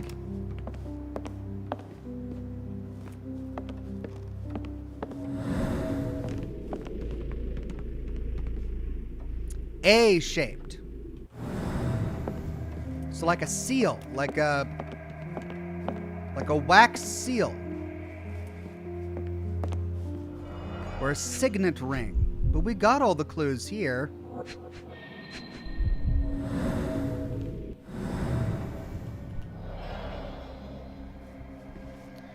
Okay, we're looking for an A-shaped item. He said it's upstairs.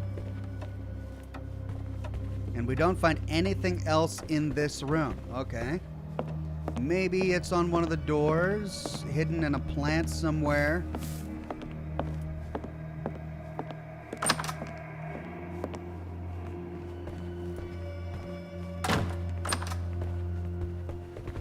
Let's try his bedroom. Oh, the room with the 2 keys. That's what he was telling us. The 2 keys is the symbol on his bedroom. It's in the master bedroom. No keys in the pot. Wet soil. Wet soil recently watered? As in 5 days ago watered?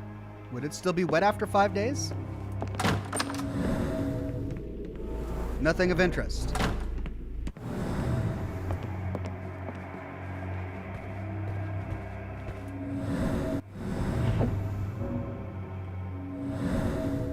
Cufflinks. It's not the cufflinks? The window is open. Has somebody been coming in and watering the plant? Let's take a closer look. Signet ring, as I thought. Peculiar form. It's got an A design on it. Protruding part. Oh. Oh, man.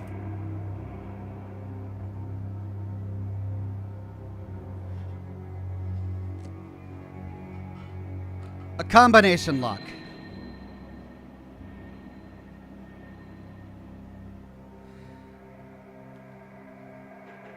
When was the portrait dated? 1879.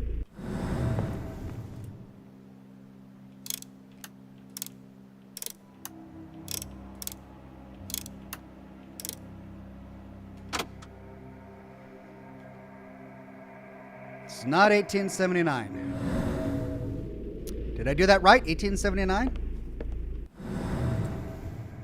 1879. Okay, it's not the portrait number, so it's another number. I mean, we've got a lot of numbers to work with. I think every portrait is numbered. Let's see, what was the number on the portrait with, what's his name? Hold on a minute. Do I need a new piece of evidence to pin? Nope, this is correctly pinned. In a bedroom with a crossed keys symbol on the door, Mr. Arneson hung up a portrait of himself. The artist depicted the man with great attention to detail. It looks so realistic that I can see a signet ring with a stamped letter A on it. The portrait shows the date 1879. Okay, they're really hammering forward the date on there, 1879, but 1879 did not work. So it's got to be a different date. Well, I mean, that painting was done in 1879. And the room, the secret room was built later. So if it is a date, it wouldn't be the date of the ring. It would have been a different date. Does this have a date? What about the date of the telegram? What about the telegram that we got? 1881. No date. No date. 1862. The portrait shows the date 1862. So we've got 1862. There's no date on the letter from the locksmith. There's no date on that picture. And that's 1882. 1862, 1882, 1881. You know what? He loved the boy. I'm guessing 1881.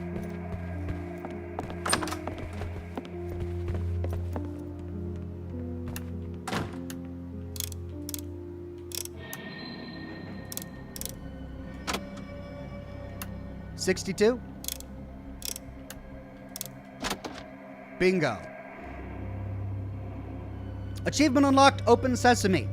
Padre says, what is the most expensive video streaming service at this time? College. Ooh, that's an indictment of online professors. It was 11 years ago, he continues, that my pal Joey came running out of the room shouting, "It's a boy! It's a boy!" with tears streaming down his face.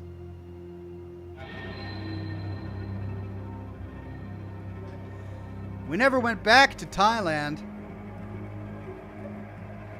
That is crass and dark and inappropriate, Padre. I didn't like it at all.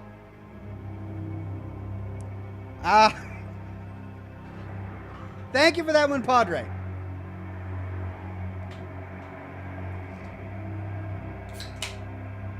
That's disturbing.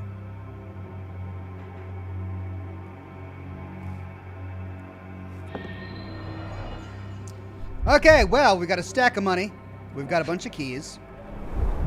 These should come in handy.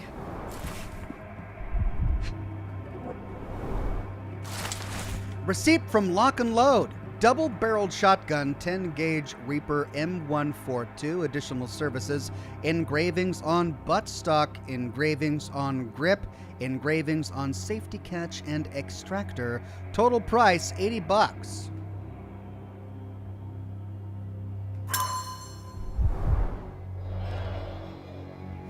Okay, let's unlock some doors.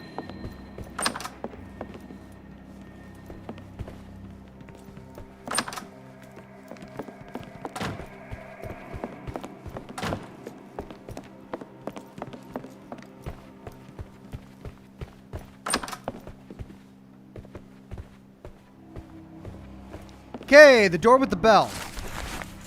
Telegram from R. Whatever the price, pay it. Obsidian. Glass like stone. Black. Without it, we can't work with lenses. London comes to New Orleans. Must be in 5-6 days. You know what to do with deliveries. R.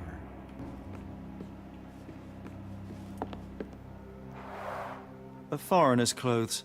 By the looks of things from the Near East.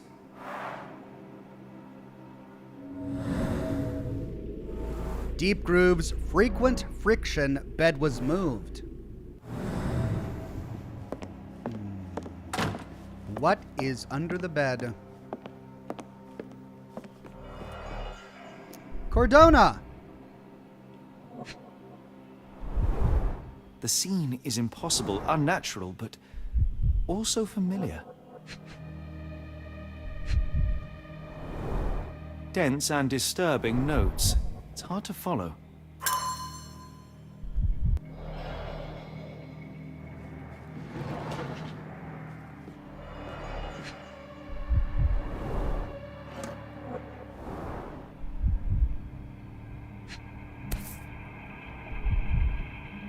A black opal, cut and polished, easy to sell.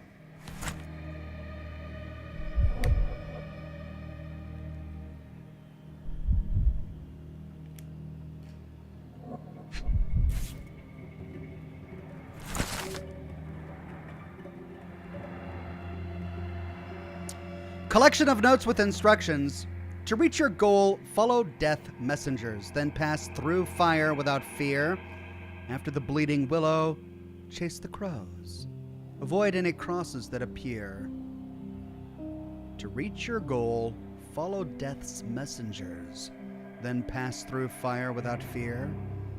After the bleeding willow, chase the crows. Avoid any crosses that appear.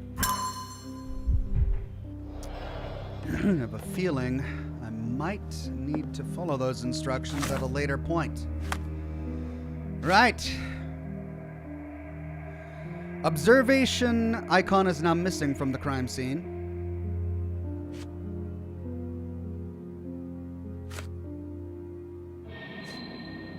The man with the curved blade is Ashmat, one of Mr. Anderson's servants.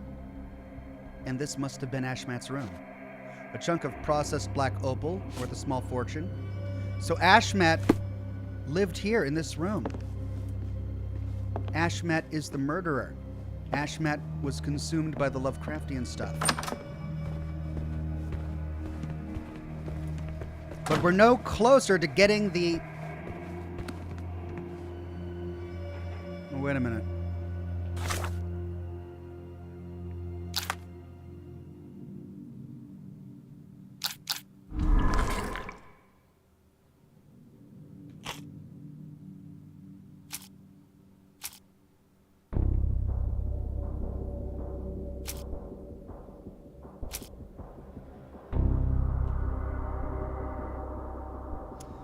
It can be unlocked with his signet ring.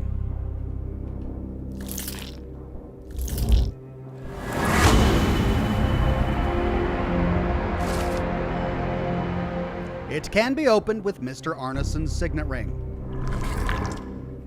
Where is the ring? Ashmat has it. Note with threats. Oh god, this is a lot of stuff. Receipt from Lock and Load, Arneson's mansion, telegram from R.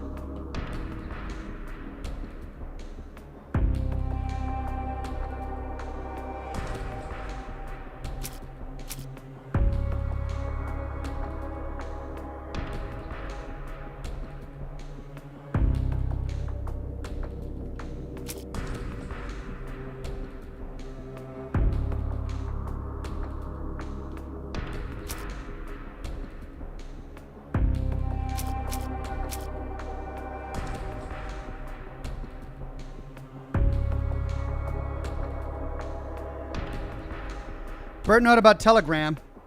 I think that's likely. Or wait. Where is the ring? Do we follow these instructions?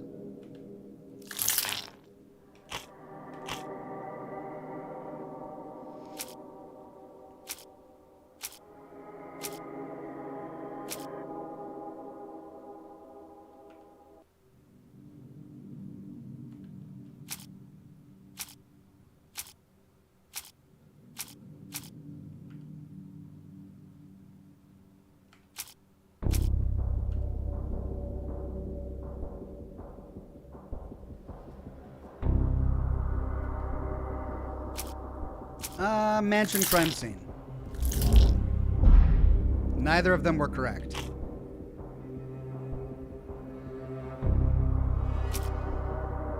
Then it's got to be the telegram because we're going for Ashmat. Ashmat has the ring, I think. So what's going to lead us there? Severed fingers! Oh my god, it's his severed fingers.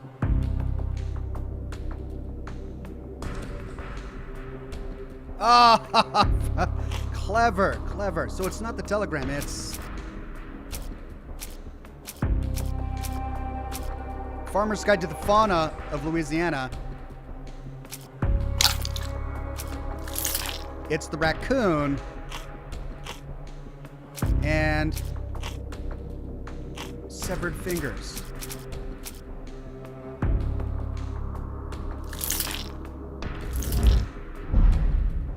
No, okay, well, we got the animal near the severed fingers, so it is the severed fingers. Some animal has it in its belly, but we got the wrong thing. I did the book on fauna, but...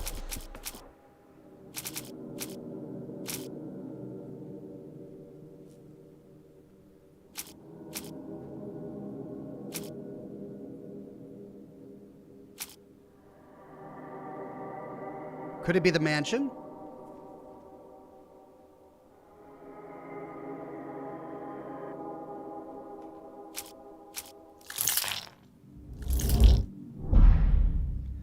All right, so we'll go to the telegram because that's Ashmat. We're missing something. The animal has it.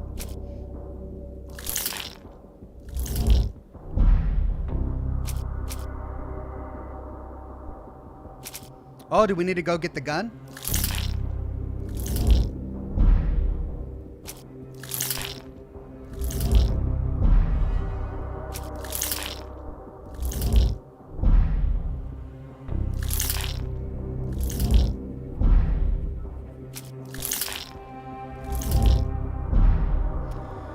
Of course, we don't have the clue we need for that. How to learn the content of the burnt message.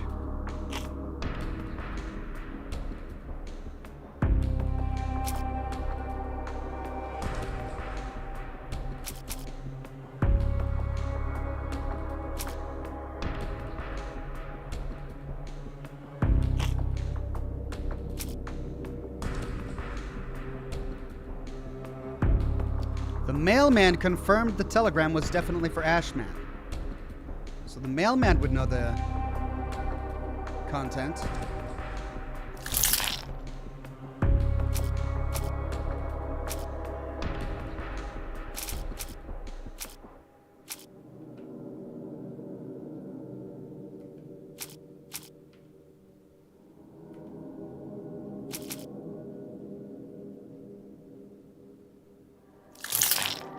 Let's do the cryptic instructions, and then... I mean, I wish backyard was an option for the last one. How to learn the content of the burnt message. I don't know if any of these... I don't know which ones of these to do.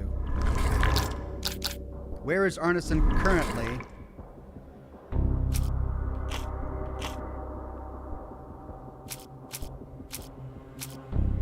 He's with Ashmat.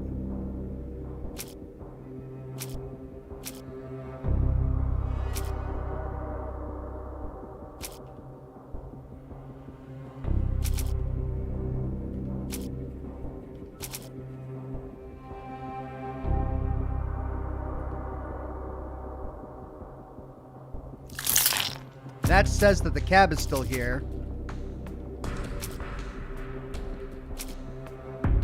This is giving us threats, so it could be from the guy who gave us threats. Let's try Ashmat. Neither of them work. Threats. Neither of them work. Perhaps we don't have enough information. I wish it would tell us when there's information missing. That way we don't waste time going through it until we have it all.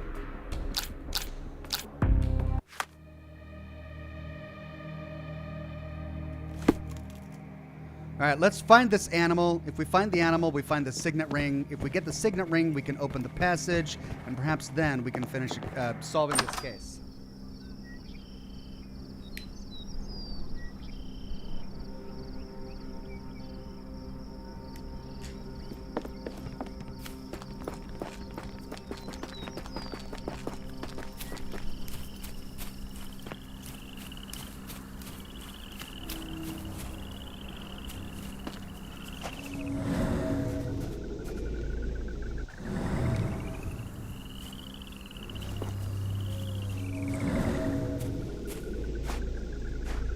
Right, there's raccoon footprints. Where would the raccoon have gone?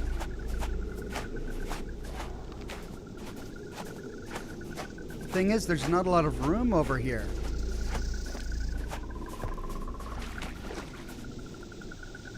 Did the raccoon get eaten by a crocodile?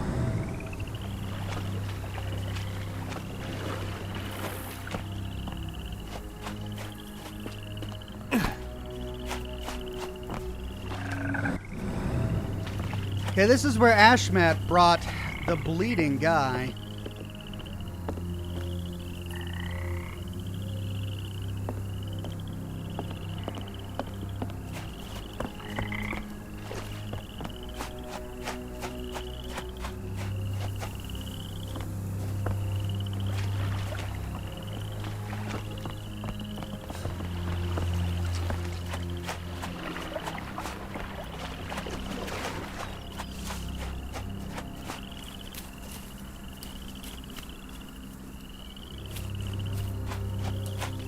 I can't go there. I've got some invisible wall here. We can't go in there. So how do we get it from a raccoon?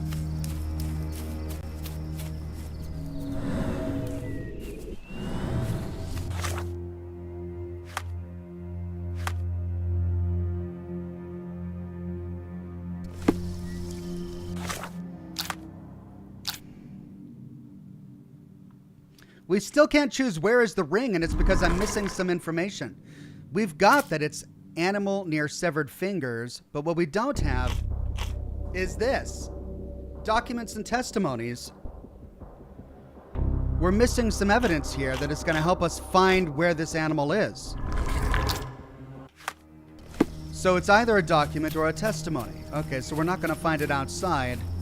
Maybe we can ask the boy if he knows where we can find raccoons.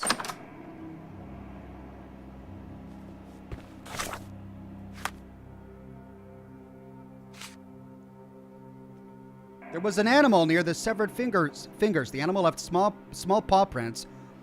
The impressions are fairly shallow, indicating the animal weighs around 12 pounds. The severed finger has been nibbled on, the bite marks and lines of the jaw being relatively small, suggesting vermin or small dog.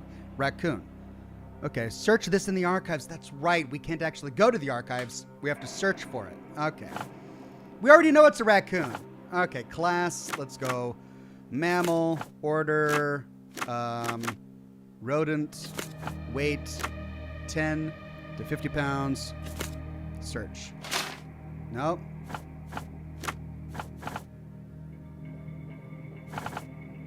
Habitat, bayou?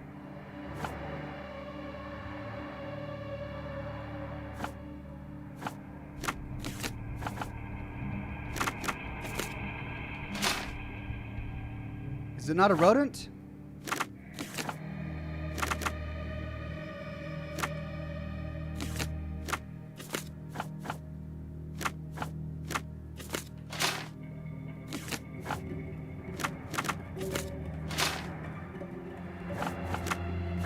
I thought it was a class mammal. That's what I did. It's not an amphibian or a fish or a reptile or a bird. It's a mammal.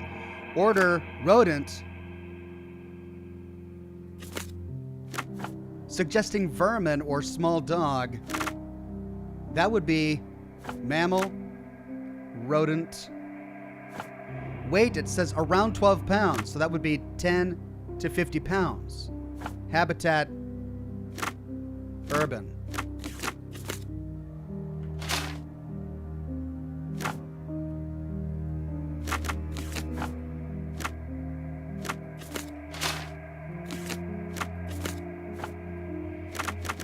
Oh, I got to do all four. I can't do all four. I can only choose 3. Marsupial, says Bobo Beebs. Marsupial is not an option. But raccoons aren't marsupials.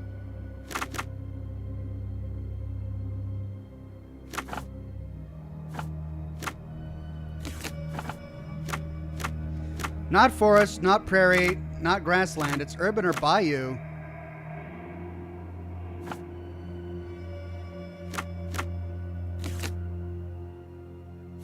Okay, let's remove class and instead do weight and habitat.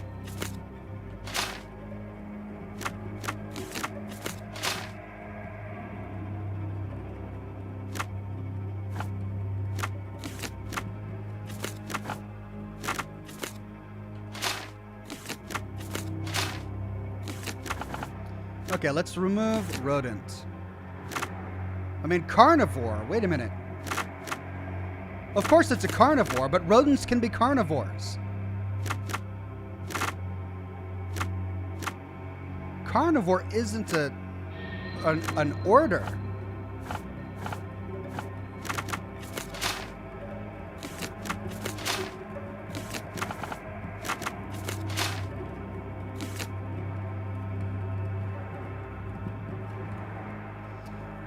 Mammal, carnivore. Oh, right. There it is. Raccoons! I mean, I go into it knowing it's a raccoon. It's just like trying to figure out how the game wants us to figure out that it's a raccoon. The increasing number of raccoons in urban areas has provoked diverse reactions in humans, ranging from hostility at their presence to concerned care. Close proximity to humans results in behavioral changes in how raccoons live and interact with people. For many generations, humans and raccoons have developed an invisible ecosystem that the animals now rely upon when finding food. Raccoons are fond of stealing food from local households. They typically nest inside tree cavities, fallen and dead logs, and other secure, isolated places. Raccoons usually do not prey on domestic cats or dogs, but isolated cases of attacks have been reported. The majority of attacks are a result of rabies that can afflict raccoons. To protect your household against raccoons, you might consider certain strong scents. Spicy smells can be used as an easy and effective raccoon repellent. A small bottle of cayenne pepper that we just so happen to have found in the stables, mixed with a gallon of water, provides quite a powerful mixture to repel wild raccoons. Spray this pepper solution around your plants, bushes, and other vegetation. If you're trying to deter raccoons from prowling your chicken coop, spray around the perimeter as well. If you don't have cayenne pepper, Epsom salt is a good alternative at just 0.15 cents per brick. Okay. Let's go get the cayenne pepper and some water.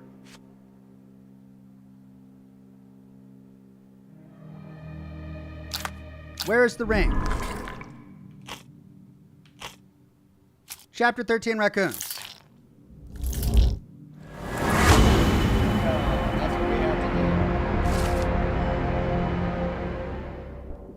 A local denizen, a raccoon, took the signet ring along with Mr. Arneson's finger. The thief was successful but clumsy.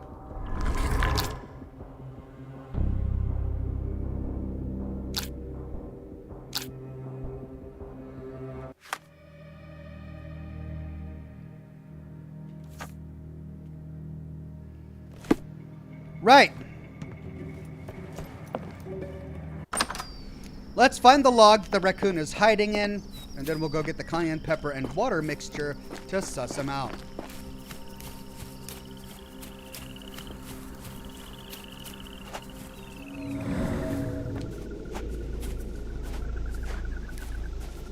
That's new. That's new. That's new. There we go. Finally, we've got a trail. I came here looking for a trail earlier, but it's only now just appeared. Ah, we've got blood going over here. Covered in pepper. Too much for a raccoon. This is the pepper stuff that we saw sprayed around earlier, and that's why they were dousing things with pepper to deter raccoons. Fruit.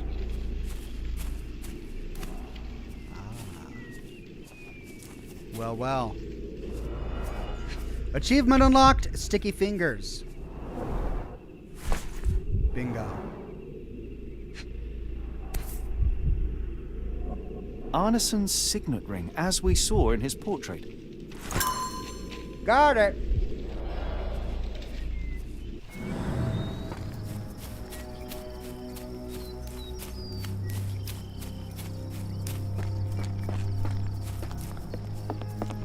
I wish this game would have given us the option to find these clues without first going through the book and telling the game that we had figured it out. Because it would have saved us a lot of time. And there we go. Okay, mansion crime scene updated. What have we in the secret study? Got a lot of animal pelts. Interesting. What's this? Ah, and Lucy is L. My dearest Lucy, my sunshine, believe me, as soon as I have dealt with the darkness that lurks in these swamps, I'll return to you with an open heart. Be sure that I am ready to declare to all the world my feelings for you. I can't wait to hold your hand and be lost in your beautiful eyes. Completely and forever yours, Errol.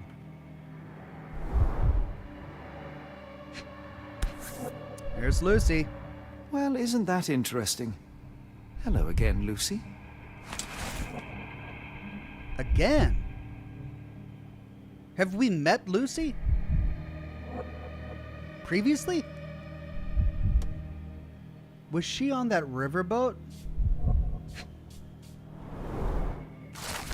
A letter from Northwood Agency, Mr. Arneson. As soon as your instructions arrived, we started our investigation. Rest assured, we will do our best to find the location in the bayou that you mentioned. However, we must inform you that there might be some delays in the coming weeks as our investigator, the lead detective in this case, is in Europe.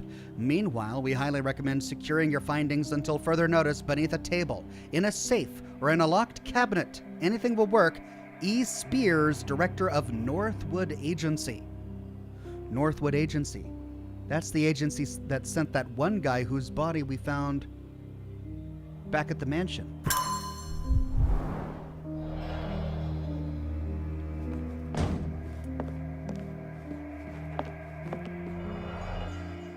Missing gun.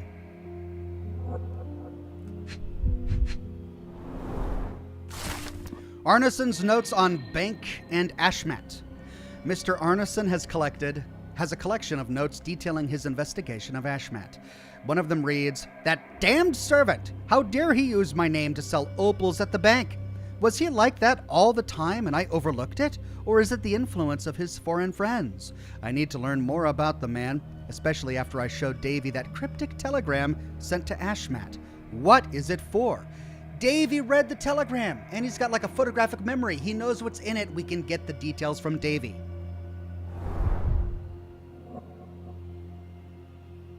Money, and what is this? An engagement ring. My princess, my love, my heart. This is for Lucy. My princess, my love, my heart. Fitting words.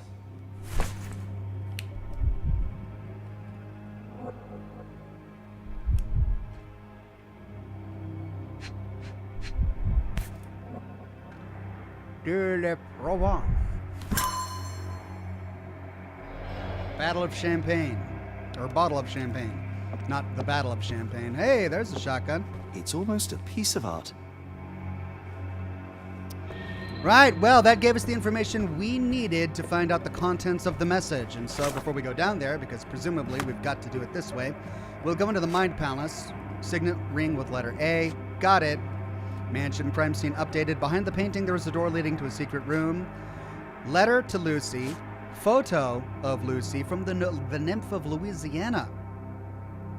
That must have been where we saw Lucy earlier. All right, this is, he's the one who hired the agent from Northwood Detective Agency. Davy is the one who knows the content of the telegram. Engagement ring for Lucy, presumably, and a bottle of expensive champagne. All right, so, how to learn the content of the burnt message? We've got the note about the telegram, check. The collection of notes with instructions, check. Actually, not check, because that was my presumption. We now need to get it from Davy. Character portrait Davy.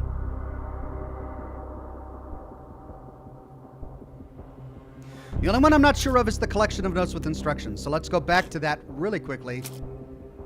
Love letter from Arneson, letter from Locksmith, letter from L. That's Lucy. Telegram from R.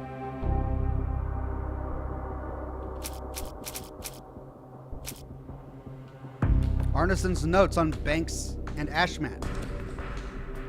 That's what this is. So let's remove that. Let's grab that.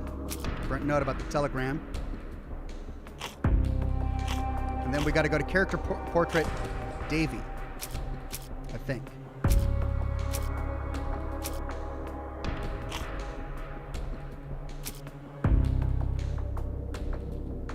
So that's up there now.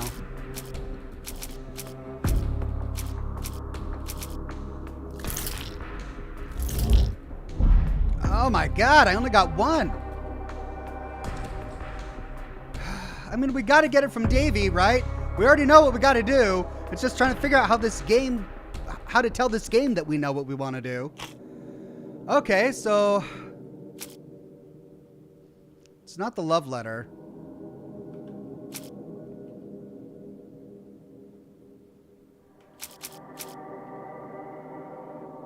Collections of notes with instructions, Farmer's Guide of Fauna, letter from Lakovka, receipt from Lock and Load, telegram for R, I mean, the one that worked is the telegram about the bank and Ashmat.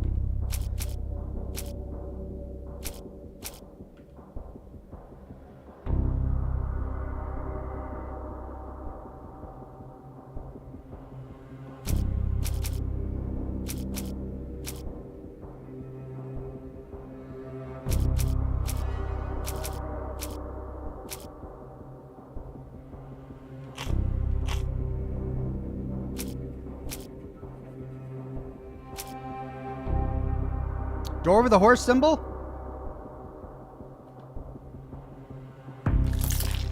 Because that's where Davy is. I guess not the character portrait for Davy.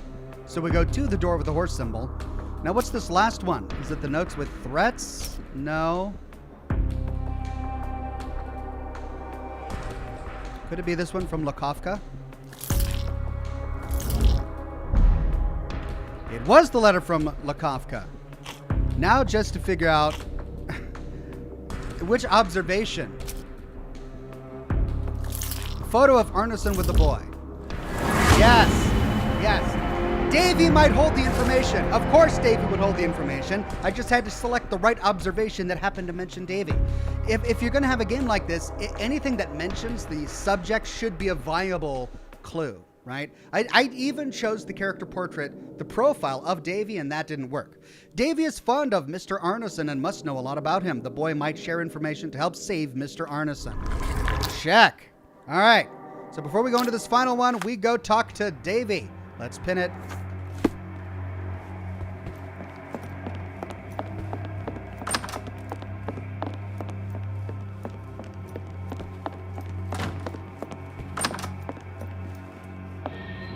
Davy, we know that Ashmat is responsible for what happened here. We must catch him and hold him accountable. I know that you are scared, but you are also the only one who can help us. I believe Mr. Arneson showed you a cryptic telegram that was sent to Ashmat. You are an impressive boy with a phenomenal memory. Can you tell us the contents of that message?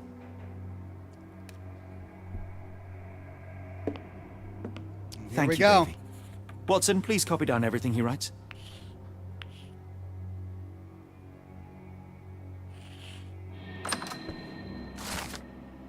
A cryptic message directed to Ashmat. It says, when the storm starts, where the ships fall, at Stevenson's guiding light, the last embrace of all the chosen. Stevenson's guiding light, whatever that is. And we can solve our final piece here. Let's see, which of these was updated? The only one with a mark on it is this. We'll pin that for now. Finally, where is Arneson currently? And we only have 2 documents and testimonials. Cryptic message. And then telegram from R.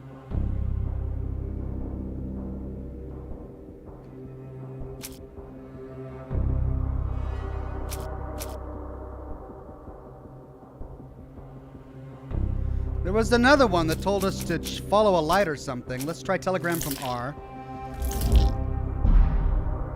And it was neither. It wasn't the cryptic message. The thing we just uncovered, it wasn't that. Okay.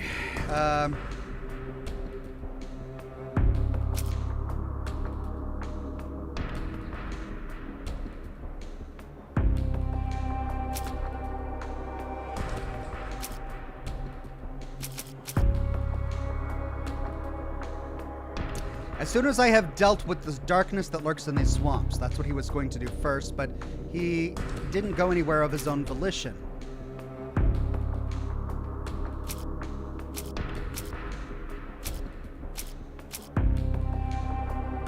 I mean, maybe we don't have enough information. Because I'm not seeing anything that makes sense. We need to solve something here to get a new clue. This is telling us that there's something we need to get as well.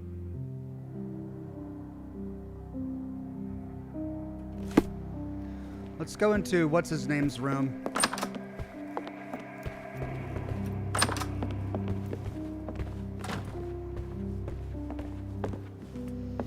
And if we don't find anything, we'll just process of elimination it.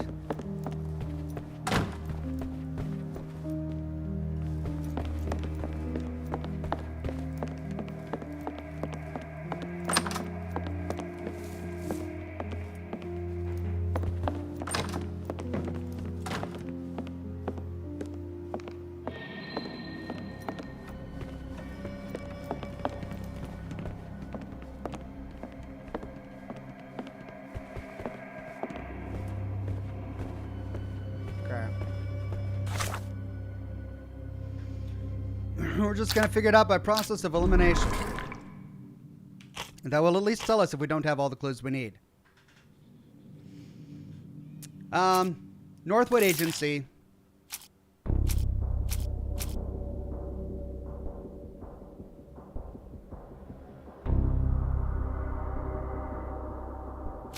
Anderson's notes. Northwood Agency was correct. Kafka.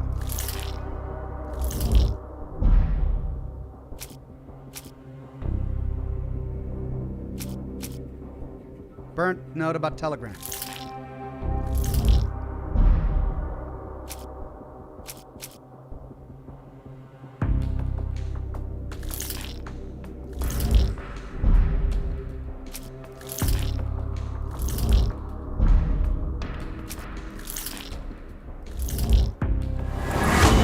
Love letter from Arneson?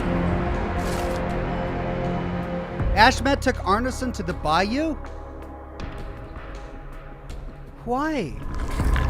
The love letter was from him. No. The bayou, the place in the swamp, I already went to that note. The place in the swamp was where Arneson was going to go to finish his business. That wasn't Ashmat's business. We have no indication that Ashmat would have taken him there. All right. We got it. Yeah, this is Errol saying to Lucy that he's got business to complete in the swamp. Why would Ashmat knock out Errol and then drag him to the very place that he wanted to go anyway to complete his business? That makes no logical sense. Right, let's pin this and then go talk to Davy, presumably, because he's going to know where this place in the swamp was.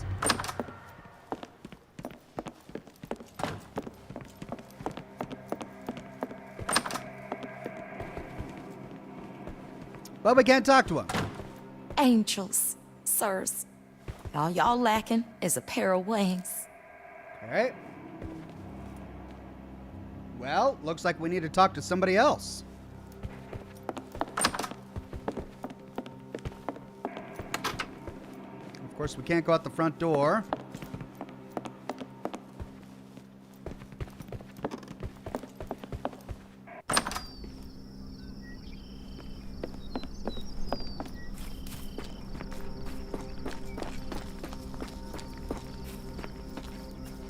We need to talk to Watson. Davy is calm and collected despite enduring all these horrors. An impressive young man.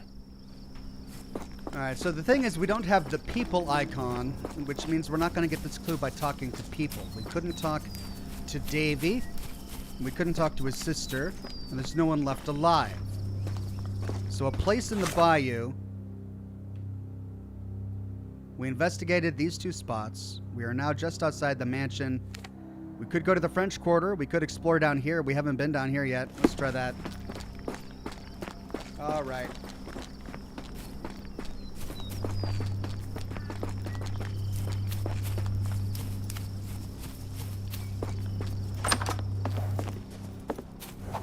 You all right, horsey? Feeling better?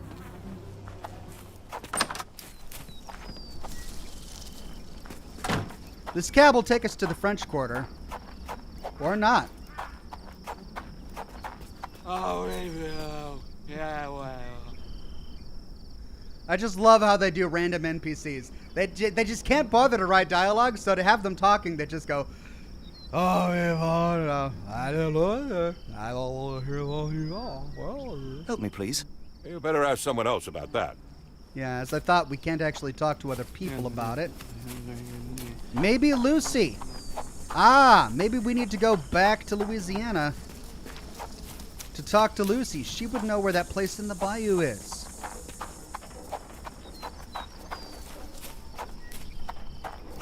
I accompany. I have. Oh, nice. Oh, you know, you know, you know. You know, you know. Over there. All right. Got a spot in mind. New Orleans port, and quickly. Innocents slaughtered, a woman lynched, a boy forever traumatized. I fear we've crossed the Rubicon, Holmes. Davy is resilient, much like Eula. They will overcome this. You're right, but I worry this portends far worse for us. What have we got ourselves into, Holmes? A Lovecraftian nightmare is what we've gotten ourselves into. All right, these traditional shirts are very interesting, but they're not really detective costumes. And despite the heat, I think we should wear something a bit more detective-y. We unlocked a couple new outfits there. These are a bit too flashy. I just want something nice and detective-y here. Let's do a nice light-colored suit so we don't get too hot. Do we get a hat? Oh, wow, look at that beautiful hat. No, let's do that hat. And then John Watson. Let's have him wear this. Yeah, he looks nice and natty in that. Looking good, Watson. All right, let's find the ship.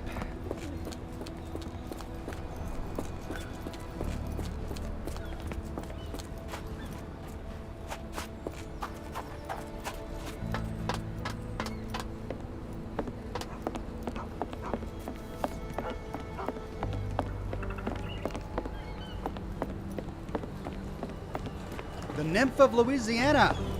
So Errol fell in love with her. Who's your friend, Frank? We love a new face, and his is particularly lovely. No, not her. Lucy, wherever she is. May I ask you something? No, I've never heard of it, but I can help you with something else. Okay, this is where the photograph was.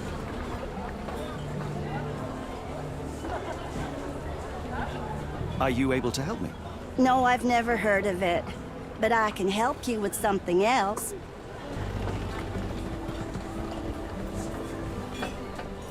Johnny boy, so how was it with Champagne? Most enlightening, thank you. And now my friend Mr. Holmes would like to talk to you too. Well, ain't you something? What can I do for you? I'm afraid I bring bad tidings. How bad? It concerns your significant other, Arneson. Arneson? Now, who said we were lovebirds? Confront? Lucy, we only mean to help. No word of the matter shall spread. What are you implying? Okay, choose evidence. My dearest Lucy.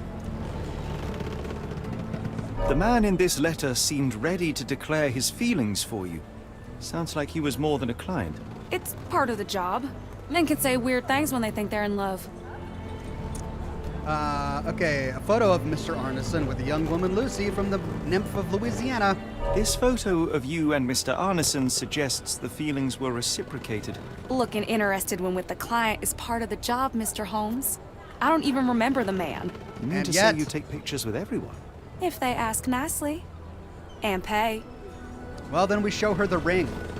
My princess, my love, my heart.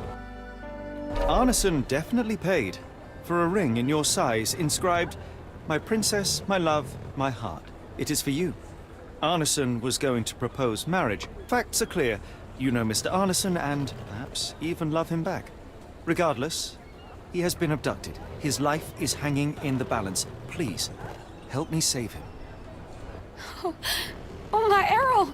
What have you gotten yourself into? I didn't want to believe this could happen. Lucy, Lucy, what do you know? Could it have been the sheriff? I don't know, John. This town has darkness in it. Errol and me, we had plans, dreams. We wanted to make this place better for all the folk who live here. Errol had grown suspicious of Ashmat, thought he was acting odd. He brought up the bayou. I told him to leave it all alone. The water's there. They swallow everyone. The You bayou. mean the alligators? No. It's local legend. The bayou's dangerous. Any visitor that sees Death's messengers, they die. These messengers, are they abstract or a landmark? They're white lilies. You see a path with them flowers, you turn around. All right, Watson. We must find someone to take us to the bayou. Lucy, you have our thanks. We will go and look for Arneson. Okay, we need to follow the white lilies after we get to the bayou. Let's see what has updated. A bottle of expensive Grand Fine Champagne Brut. We still need to talk with someone about that. Did we talk with Lucy about that?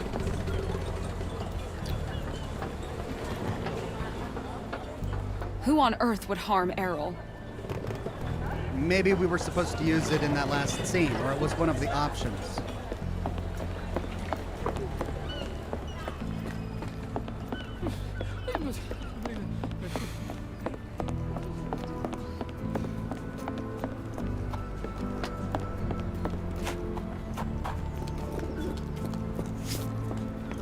Right to the bayou.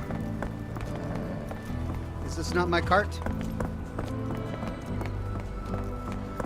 Or do we really have to go find a bunch of lilies?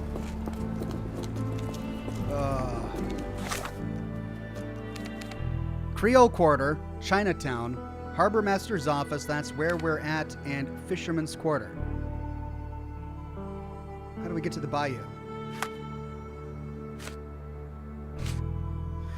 To reach your goal, follow Death's messengers, those are the white lilies, then pass through fire without fear. After the bleeding willow, chase the crows, avoid any crosses that appear.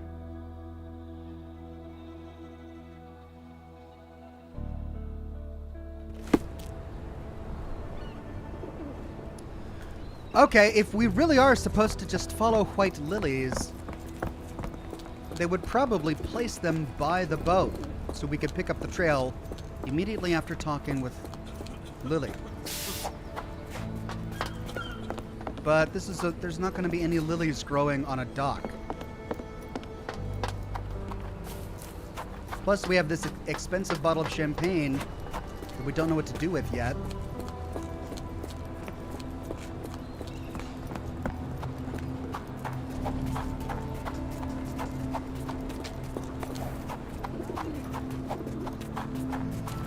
I have a feeling it might be the fisherman's area.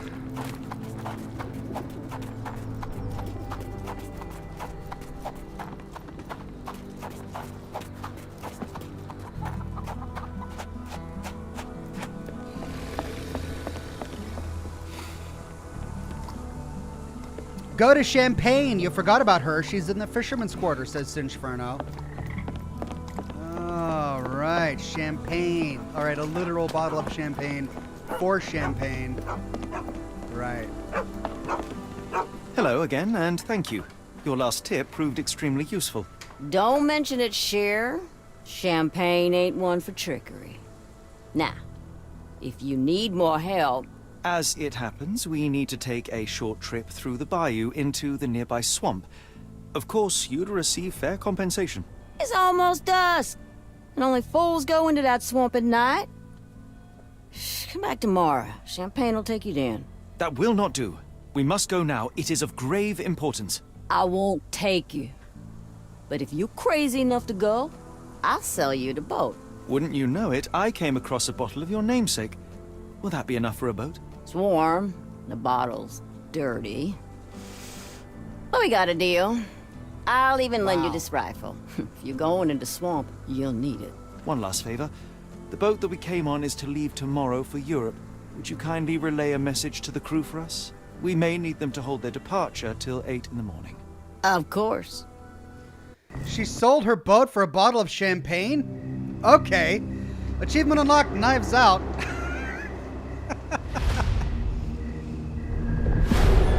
Chapter 6, The Call of the Bayou. Man, they just love saying bayou. The swamp.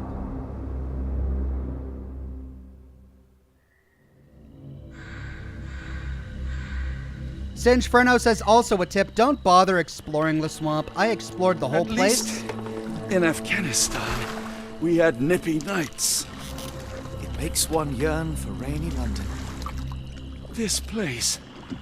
Champagne did not mince words about it. Keep your wits about you, Watson.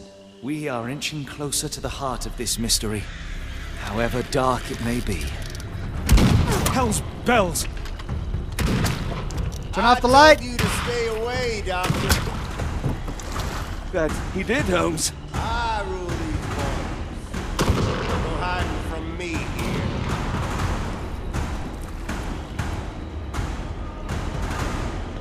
No case goes cold on my watch! Settle down, boys. Our friends are as good as gone. This is it, Watson. Our moment of truth. I guess he's gonna leave us to the monsters.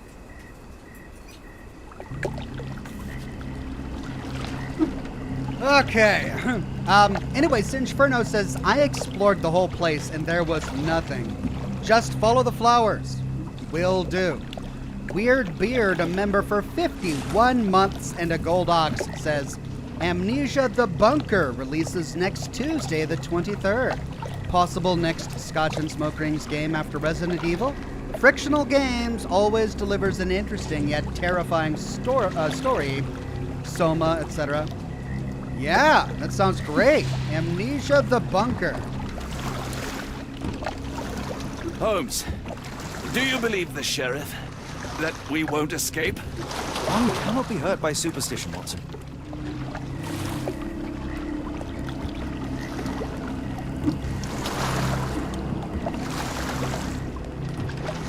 Look, Holmes.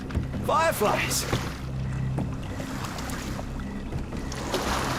Follow the white lilies.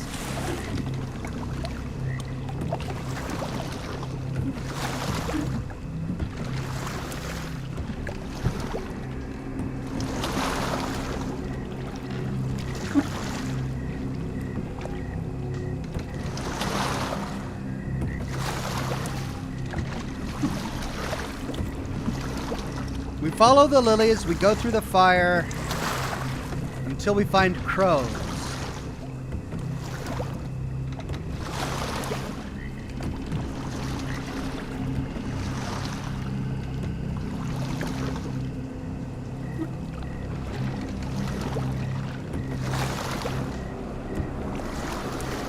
You're rowing like a professional, Watson. University of London Boat Club. Silver medalist, 1874. So proud of that. Alright, there's a light, but Singeferno says we don't need to bother exploring. So we shall continue forward. Oh, this is my nightmare. I would absolutely hate being in an environment. What was that, like Holmes? Whatever, or whoever it was, we should ready ourselves.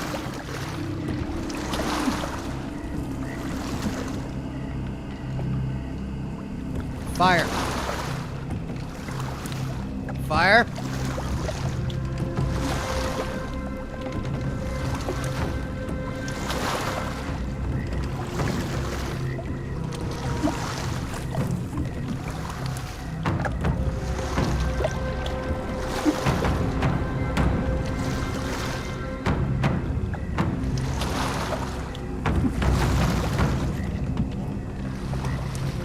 Go through the fire.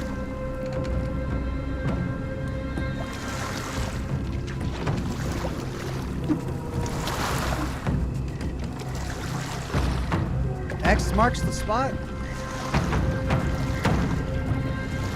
We can't disembark here.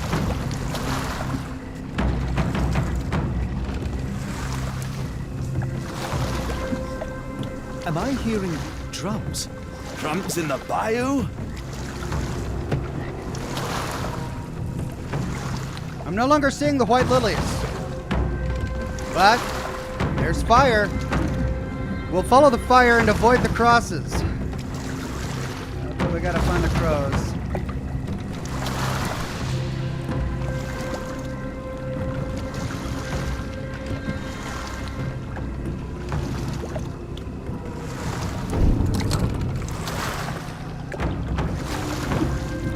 Holmes. I think I had something swim underneath our boat. Probably just a rotten log. Did you hear that, Holmes? What do you see? A shadow. Nothing more. Shadow of a person.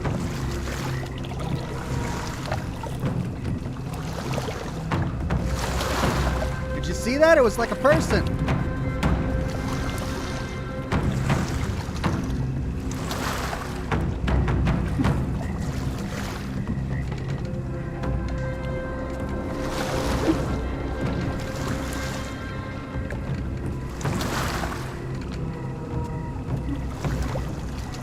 Alright, well, we can't go in. Ah, there's more fire this way.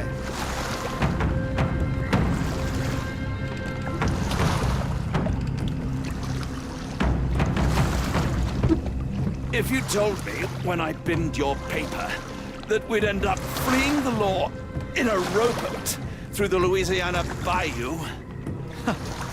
I dare say you would have hardly been surprised.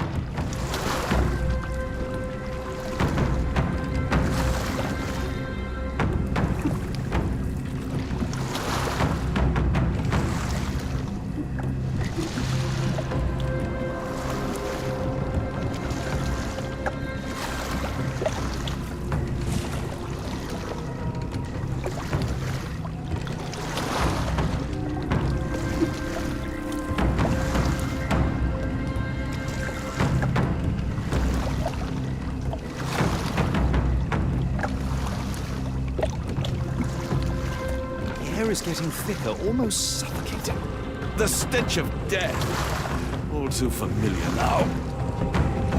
I mean, we keep getting dialogue, so that means we're going the right way. There we go. Oh, crocodile! Gator. It reeks of damp. We're more likely to sink in there than on our boat. Let's go.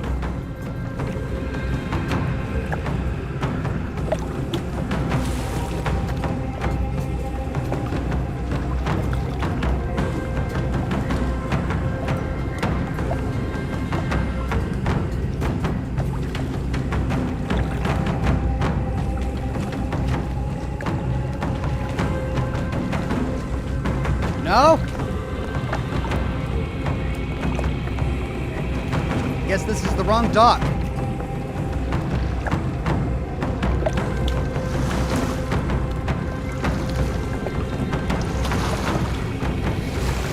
Careful of the gators, Watson. It is stupidity rather than courage to refuse to recognize danger. Achievement unlocked, brain food. Oh no! Okay, I think I died. I think I did the wrong thing there. Yep, I did. Okay.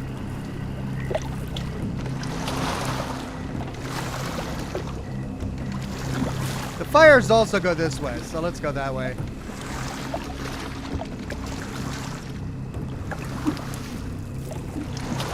There we go, another dock.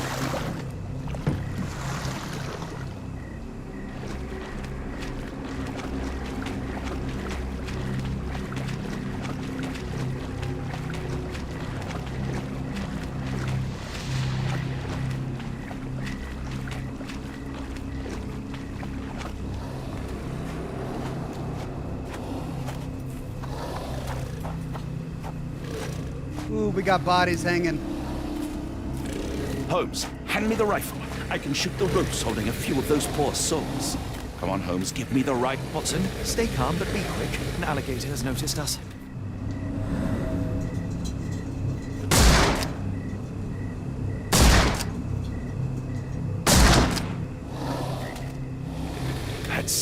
That's vicious. That's nature, Watson. Let's try not to annoy them. Right.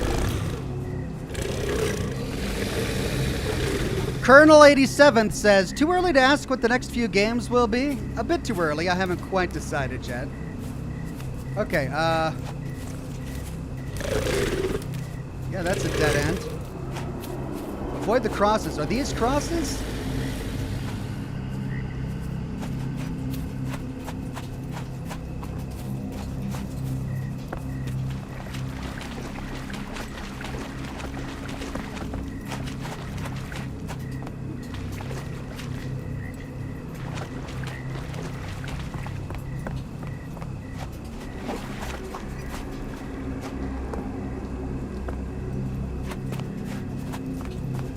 All right, well, I'm losing direction here.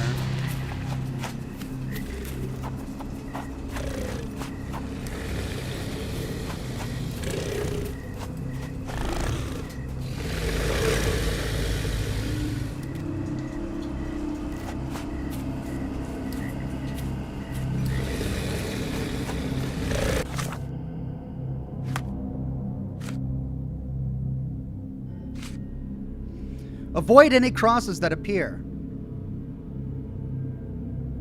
After the bleeding willow, chase the crows. That's a bleeding willow. There are bodies in a willow tree. Crows. Chase the crows.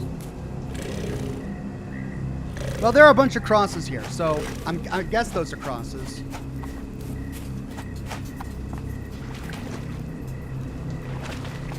But I don't see crows.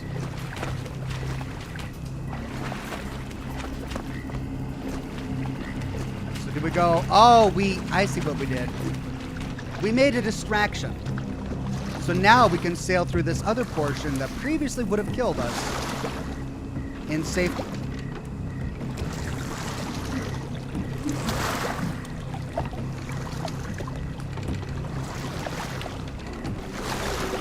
So there's a crow. Follow the crows. Tony J says, Oxhorn's Special Ops is the line a total spin-off from the rest of Spec Ops. Seems like a generic third-person shooter, but turns out to be BioShock set in Dubai. Interesting. Thank you. I'll have to check it out. All right, follow the crows.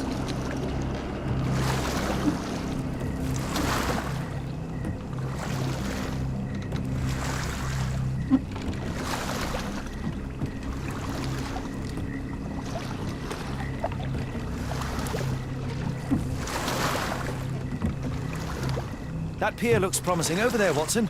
We're approaching the heart of darkness. Dramatic much.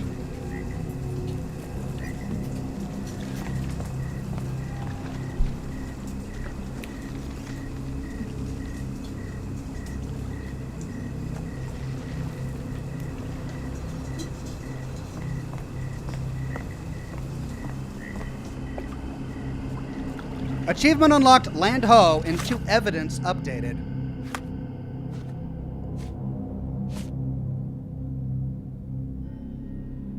The place where Ashmat took Mr. Arneson could be this island.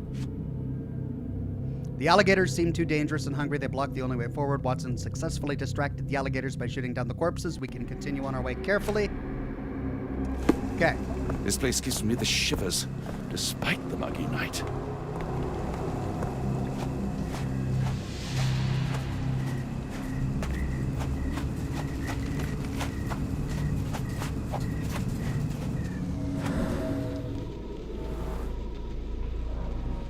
More blood, untended, pardon me, untended wound, still alive?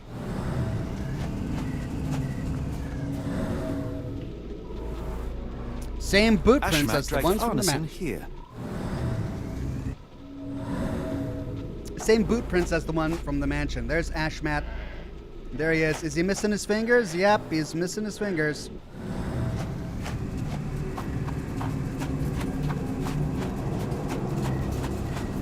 How did those fingers get severed? By the knife, maybe? On accident?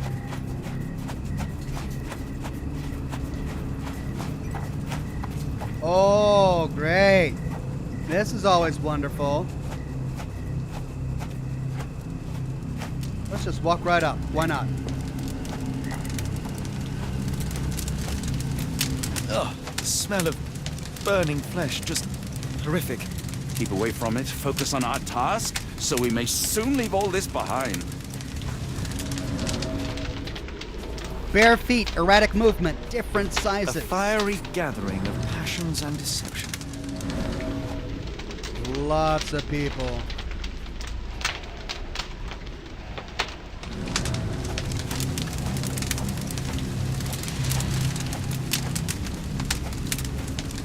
Thankfully, it's not Arneson.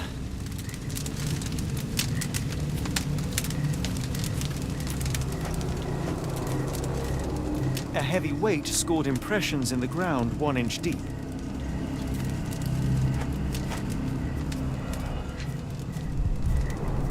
Days old and rotten. Damp and moldy hay. The prisoners were kept like animals, slowly deteriorating under the gruesome treatment.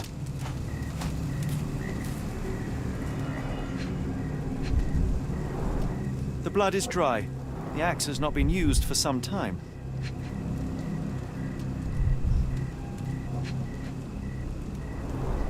A simple rope.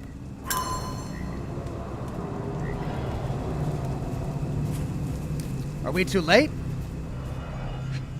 EA. The initials EA are embroidered with silk thread. So he was here. The prisoner's clothes tossed aside.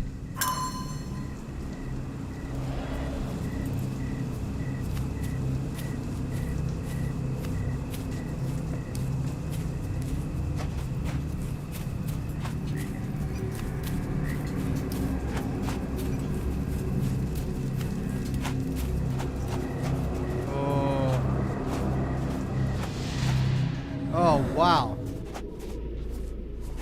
Partial handprints, thumb only. And the outline of a man. Blood was poured over someone, leaving a gruesome silhouette.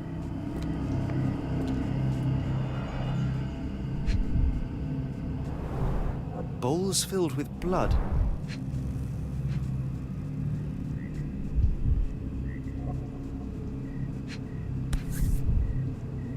A worn blade, but clean and without blood.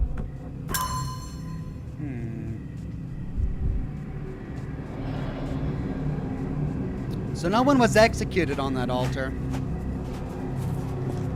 Instead, blood was poured over them.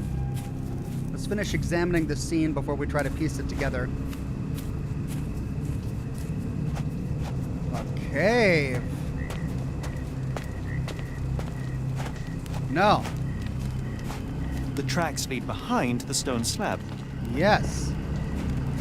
Stone alcove. Scratches from friction. Only this indentation was spared from blood. So something like a key was placed there and then blood poured over it.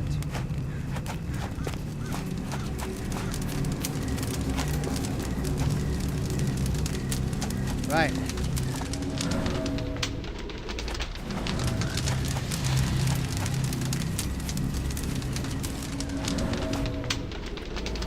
Bloodied handprint, 4 blood The drips. hand tied here was bleeding in 4 places. This had to have been Arneson.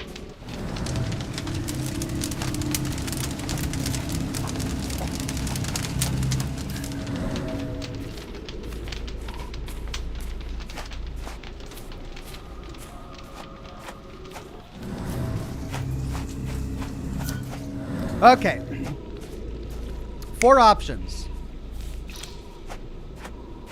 He was placed here and given blood to drink. He was placed here and slit in the throat. Someone else was placed here and given blood to drink. Partial handprint, thumb only.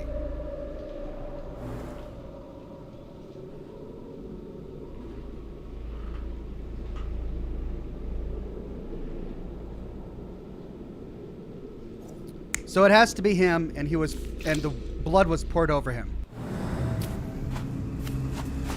Padre with a super chat says, WN minutes, the detectives, within minutes, the detective knew exactly what the murder weapon was.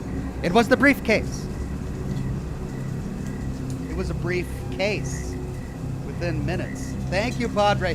What's a good name for a detective? Mr. E.A. Detective showed up at my house and asked me where I was between 5 and 6. I told him kindergarten.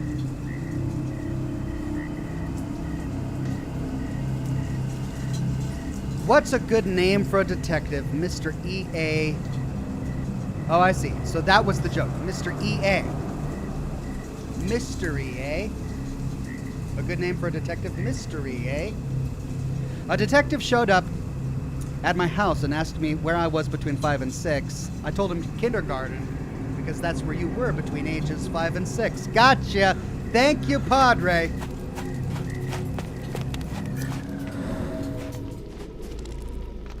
Four options.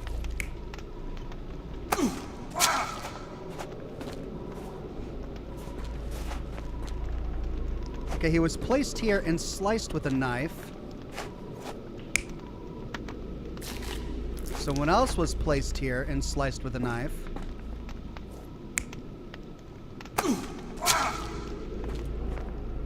Someone else was placed here and sliced with a knife. I see. So one is a lethal blow and one is just killing to get some blood.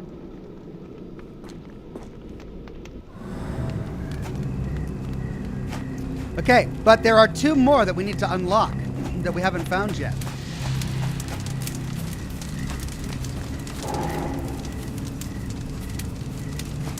What was that?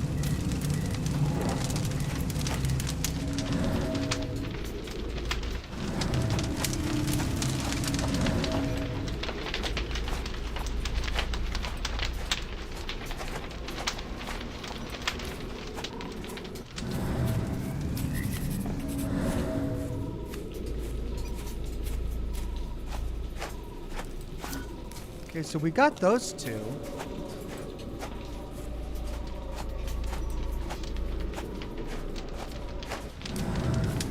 We got that. No, we didn't. The victim's left hand clawed at the soil. Sunken heels, the result of dragging a heavy body. The bloody handprint on this stone lacks 4 fingers.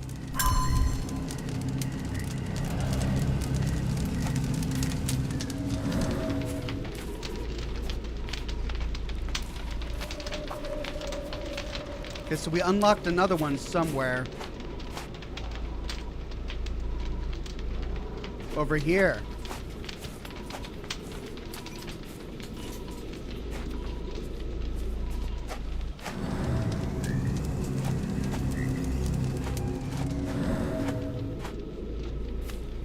Where do we change it?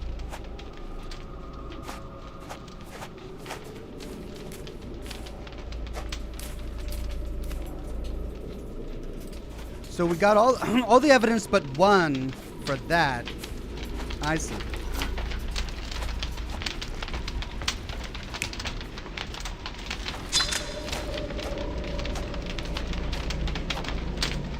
He was hung up upside down and sliced. Or he was hung upside down and tried to get away. There's one more clue here that we don't have.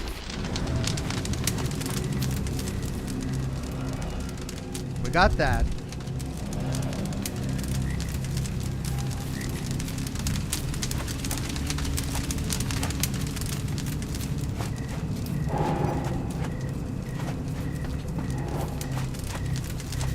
Okay, so that noise means that we are leaving the investigation zone. Let's examine each of these stakes.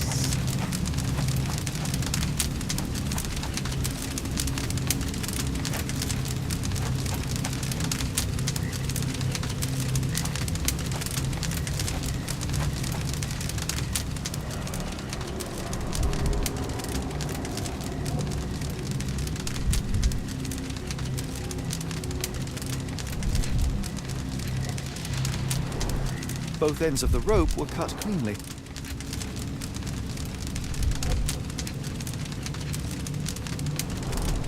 That's a lot of blood, but probably not enough to be fatal. The captive was dragged through hell. Okay, which one does that update? This one.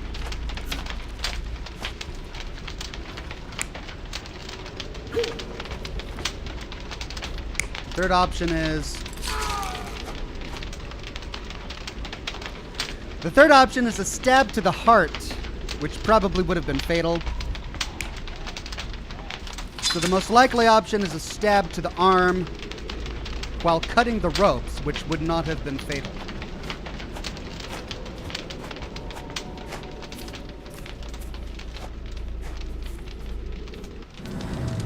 Okay, but we're still missing one more. We got the one over there. We got the one over there.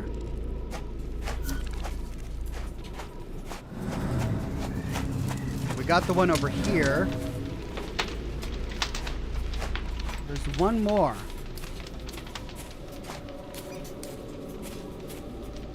The wood is swamp cypress, endemic to the area. This is how those poor people were crucified. And there it is.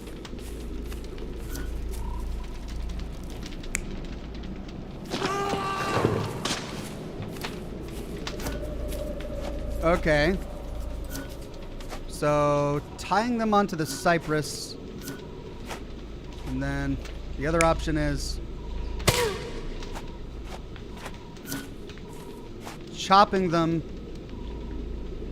beheading them on the ground. Okay, well that wouldn't explain the cypress. So, we'll put him on that one and validate. Arneson was held captive in this cage until his abductors tied him to a cross and dragged him to the bonfire. Arneson was left hanging here for a while before being freed and led to the altar.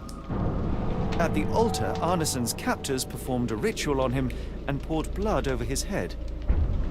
With Arneson now prepared, he was escorted to the sealed entrance. They used the mechanism with an indentation to open the passage.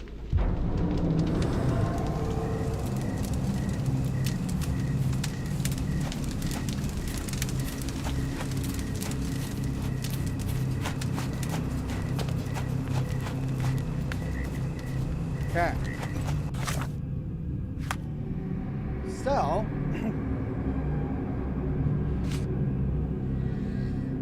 altar. There is a partial handprint with 4 missing fingers. There is a negative blood trace of a person. There are bowls filled with blood. There is a worn knife on the altar. Stone alcove. There is a slot on a pedestal with some sort of mechanism. The surrounding surface is covered with blood, but the slot is clean and dry. The ground beneath bears evidence of multiple people whose tracks seem to continue beyond the stone slab. The big stone slab appears to be movable. One of the crosses near the bonfire attracted my attention. Despite blood all around, there are specific traces here. They are consistent with those that a hand missing 4 fingers would have left. It is safe to assume that Arneson was here. At the foot of this cross, there are severed ropes.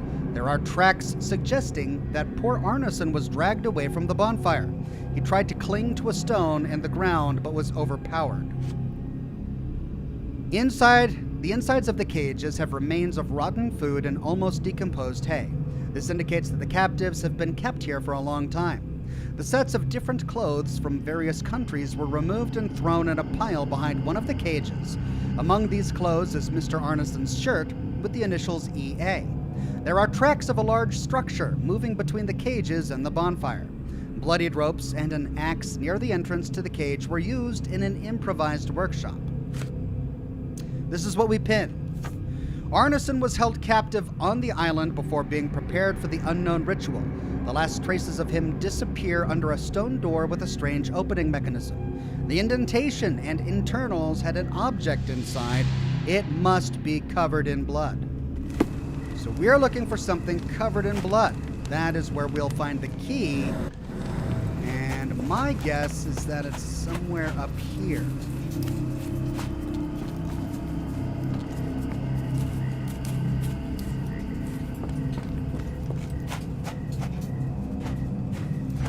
Maybe in one of the pots? No.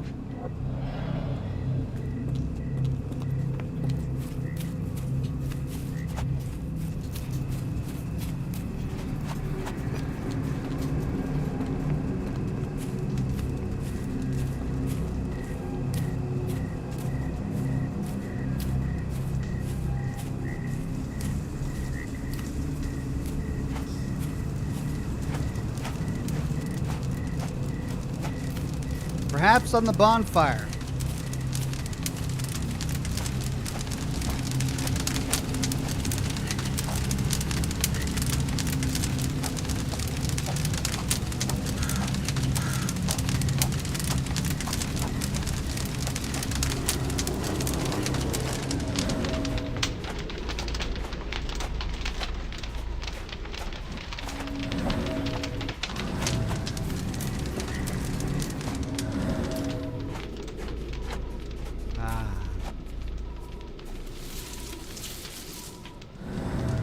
Heavy and covered in blood.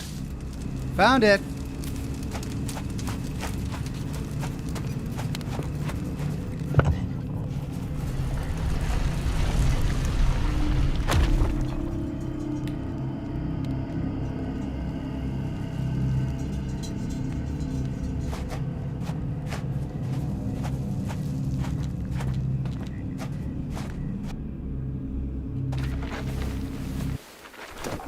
Something is wrong with my lantern. Give me a minute. I won't wait for you. I'm going in. Oh, great. Of course, we're going to get separated. Because Sherlock can't wait for him to fix his lantern. It's nothing, Holmes. I'll join you in a minute. This is how people die. They get separated for stupid things. In every horror story, this is how people die.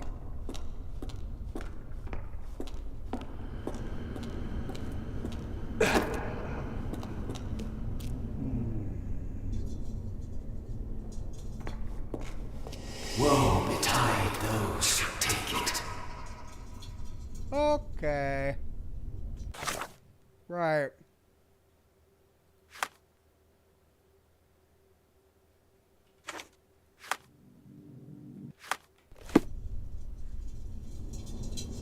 Well, they don't want me to take it.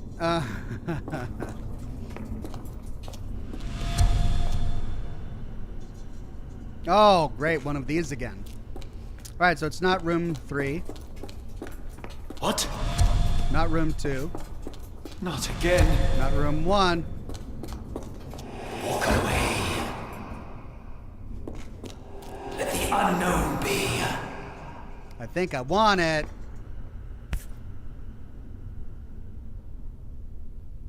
That's human skin and still warm. What's happening?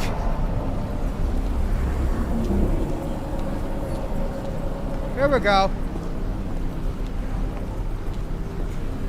Deja vu, and not in a pleasant way. Right, we get to do this again by ourselves because Watson is working on his lantern. Okay, we got sparklies in front of that door. We've got a hand and a ramp up.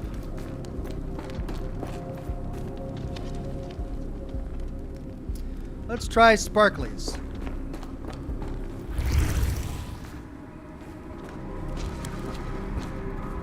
Same room, but now we see these floating things as we get close.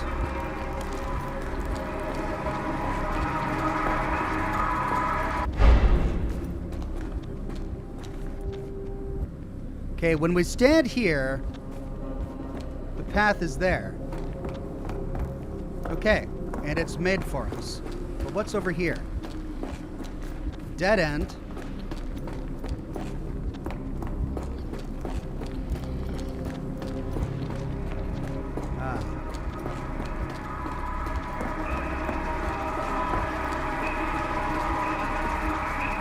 Close.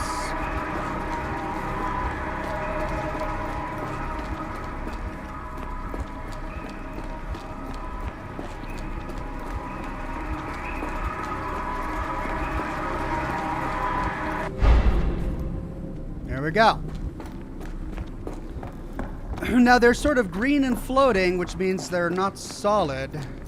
So I suppose we go back through here to find it made for us? No.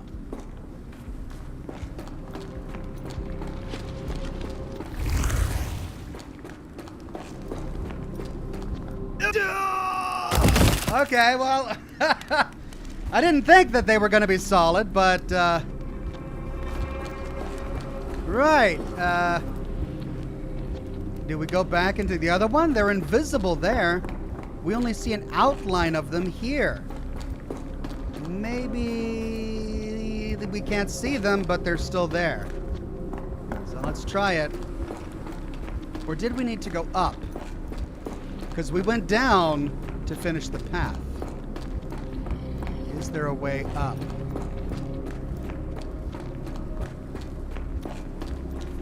No. Right, so we'll go through the other door.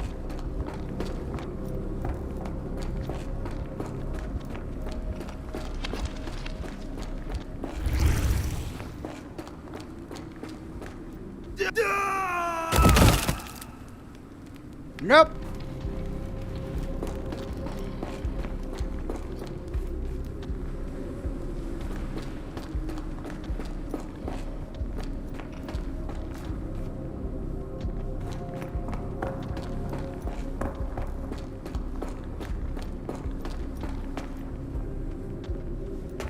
This is different.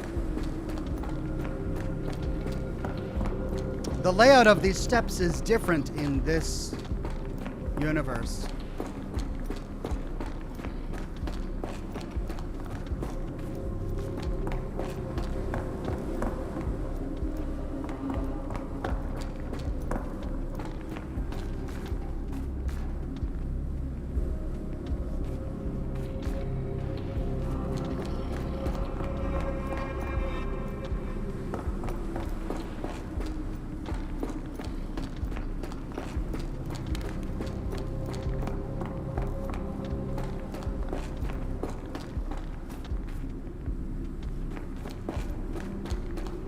Okay.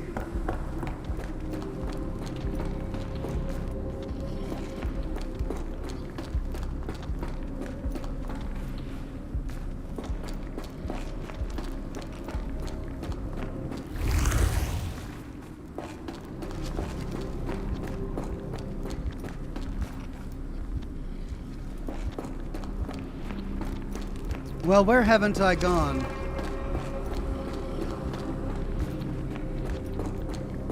I went up. I went down. Still not solid.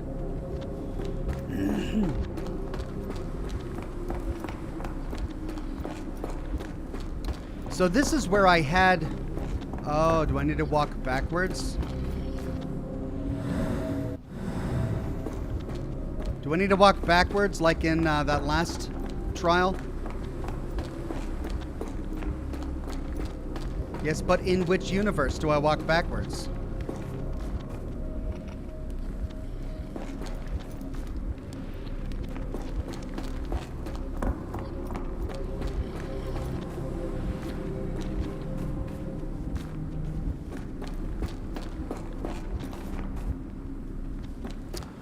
Okay. Well, that didn't give us an eye icon, so...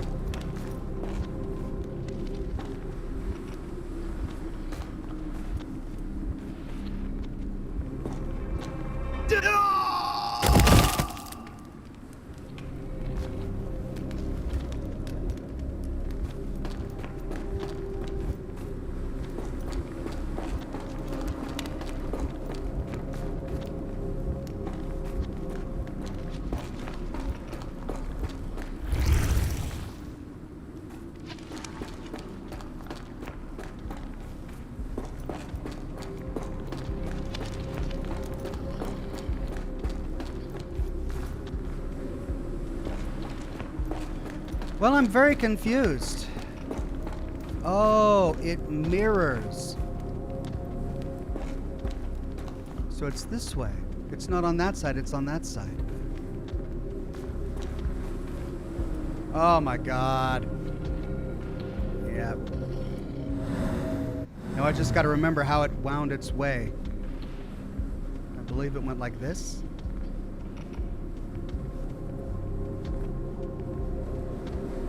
Straight shot? No! It's not a straight shot. Okay. Alright, let's take one more look to see how it winds. Okay, it goes through the hand, around the pillar, around the cage. Through the hand, around the pillar, around the cage, to the back side of the cage.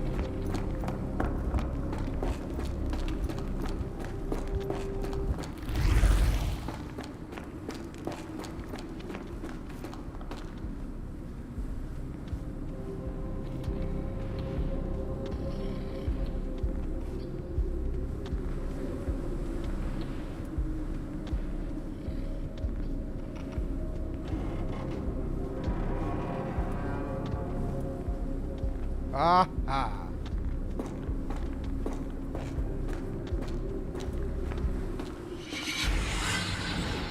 And now, axes? What on earth for? I'm asking the same questions, Sherlock. What on earth for?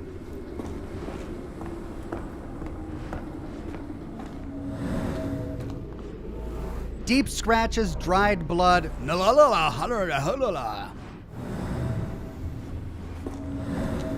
Symbols.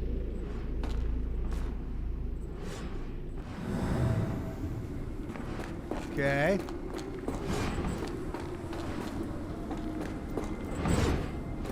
Alright, we need to get through that door, presumably. Well, let's go this way.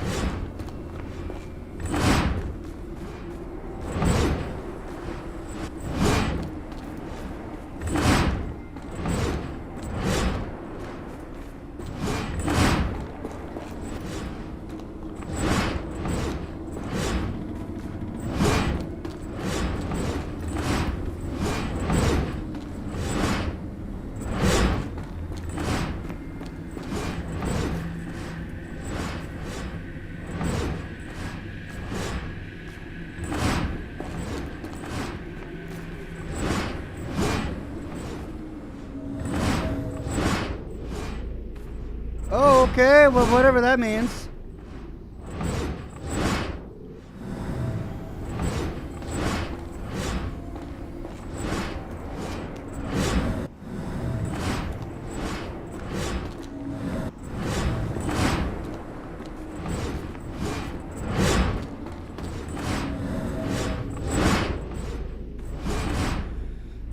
All right, I remember that symbol on the rock.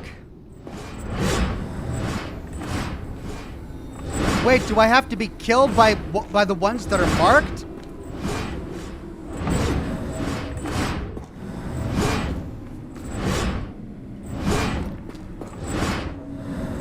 I gotta be killed by the ones that are marked. Okay, so that's like a sunflower. That's like a tower, and that's just a mass of squiggles. Okay, sunflower, tower. Okay, we'll call that crossbow. Sunflower, tower, crossbow.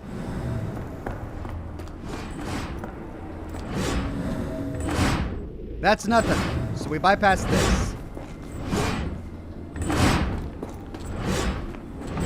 That's the sunflower.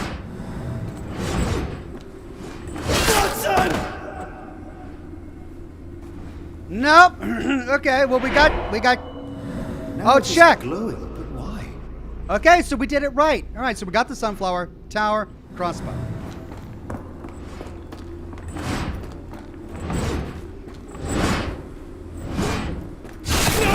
Whoops.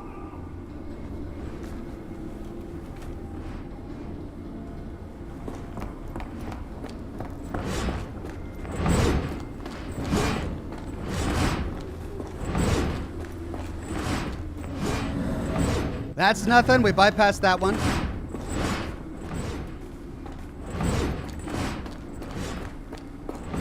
That's the tower.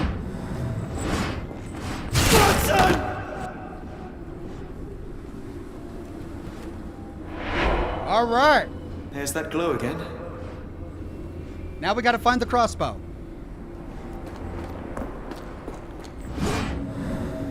Nope.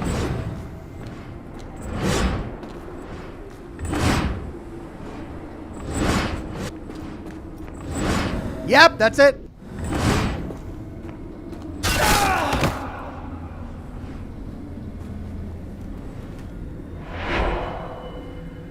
hope that was all. I can't take any more.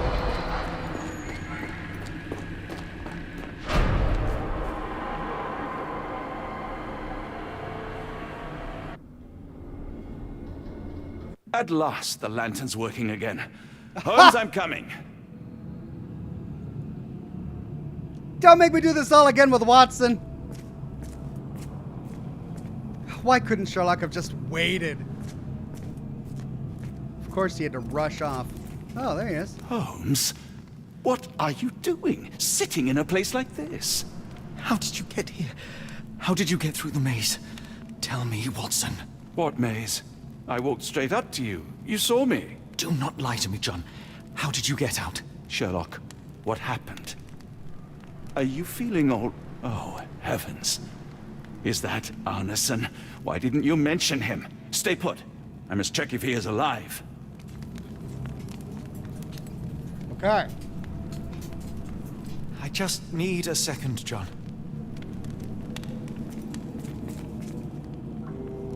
Okay.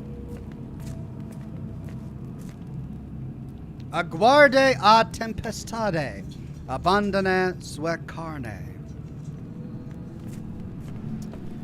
Abandon your body, but I don't know what aguarde a tempestade.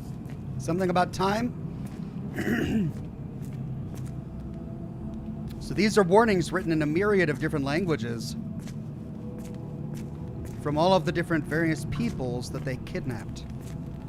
Let me forget. Please, let me forget. I need to focus on Arneson. Okay, so this is stuff Sherlock's gonna deal with later.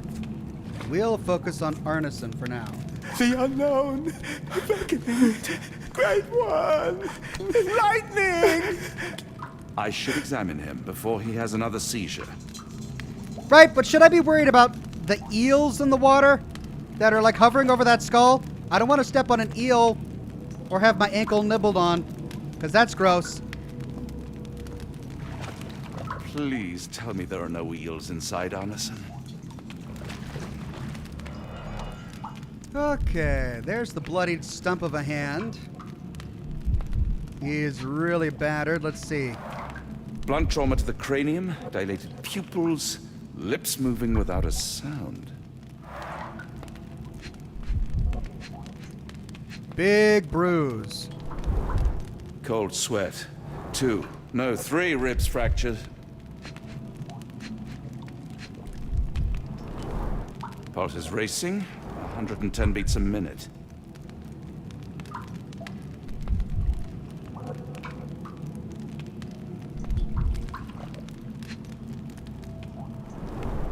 Severed fingers, the wounds are inflamed. Arneson is delirious after all he's endured. We can't get him to the boat in a state like that. It's dangerous to us and him.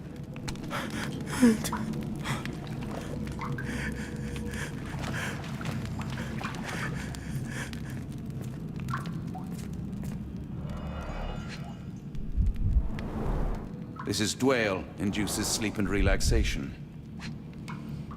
Okay, so we need to pacify him. Salvia divinorum provokes visual hallucinations. A gluey decoction. The smell is herby but sharp. It appears burnt, judging by the color. Unknown decoction.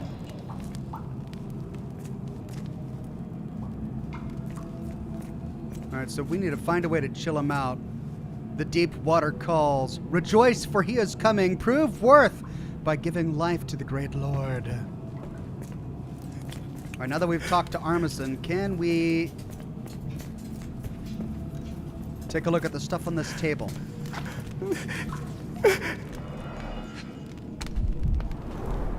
Pokeweed berries, though they appear harmless, the whole plant is lethal. Some kind of amanita mushroom, extremely poisonous. Pharmacopoeia, listing drugs, effects, and directions for use.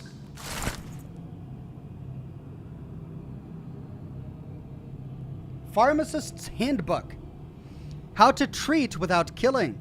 This book is a helpful assistant on your journey to becoming a competent pharmacist.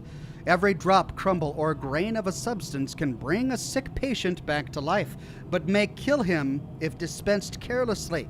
It is crucial to know what can help and what can kill. Each chapter provides a brief description of every substance used in pharmacy. Remember, be precise, be patient, learn from the mistakes of others.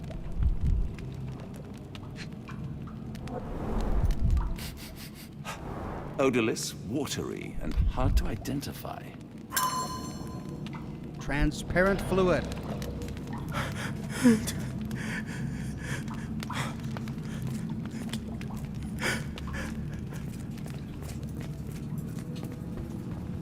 Yes. I can't decipher that text. I wonder if Sherlock can. I wonder what this language is. The nightmares these poor souls had to endure.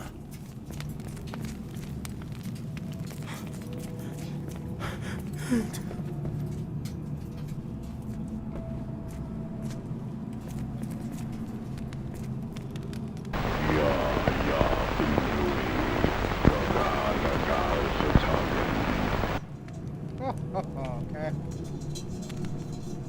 The walls are spinning. Let me catch my breath.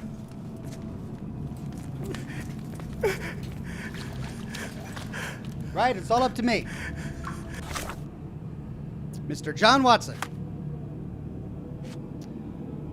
Okay, a cult book, an ancient book that was found in the cave. The written text uses some language that is unfamiliar. One of the symbols in the book looks the same as the one inside the temple at Port of London. Mr. Arneson was found in the temple on the island. Mr. Arneson's pupils are dilated and don't react to the light. The blunt force trauma to the head is serious but not lethal. Even though he moves his lips, there is nothing I can distinguish. 3 ribs are fractured. Cold sweat is possibly a result of the inflamed wound from severed fingers. The heart rate is extremely high. On one of the tables, there is a bottle of Dwale. The effect of Dwale is to induce sleep. The table has a bowl of Salvia divinorum. Once ingested, it causes hallucinations. An odorless and gluey brown substance that has a strong, sharp smell of herbs. It may have been burnt, and we can search this in the archives. Type. Consistency. Liquid. Smell. Pungent. Color. Light. What was it? Odorless and gluey. It's odorless, but it has a smell of herbs? Okay. Consistency. Gluey. Gas and smoke jelly? I guess jelly is gluey. Color. No color. Type. Not sure. Smell. Odorless. Oh, odorous. Odorous. Smell of herbs. So pungent. Type.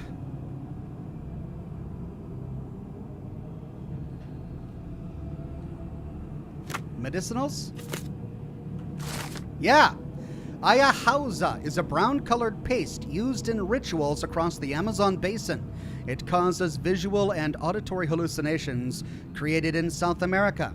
The decoction's main ingredient is a local plant known as yage. All right, identified. On the table, there is a bowl full of dark blueberries. They appear to be from pokeweed. The extracted poison can kill painfully. Some dried amantia mushrooms are among the different substances on the table. They are extremely poisonous. The pharmacist's handbook. And then we have something else to identify. This is odorless. This one is odorless, not odorous. Watery and transparent yellow. So let's go. Smell, odorless. Color, transparent yellow. Consistency, watery liquid. Snake venom. Achievement unlocked, bookworm. Snake venom typically looks like yellow water. It has no impurities or foam. A few drops of snake venom, diluted or mixed with other substances, can be used as a muscle relaxant. 1 drop per 80 pounds should be enough. Well, we have what we need to chill him out. A little bit of snake venom and a little bit of dwale. How can Arneson be sedated?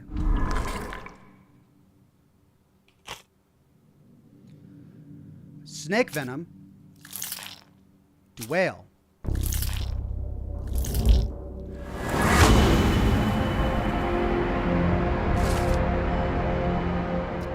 Sedative for Arneson. A sedative to calm Arneson for transportation can be made. Ingredients needed: dwale and snake venom. By combining ingredients and hand to make a sedative. Okay.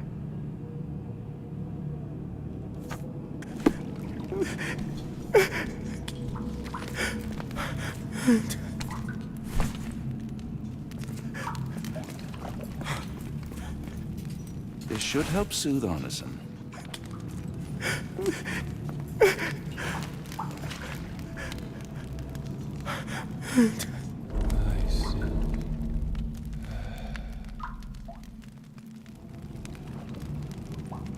I need some fresh air. Yes, please go. I'll be right behind you with Arneson. Perhaps you can prepare the boat. Okay, we're gonna leave Watson again, are we? There. That seems to have calmed Arneson enough to be carried. We'll follow you out.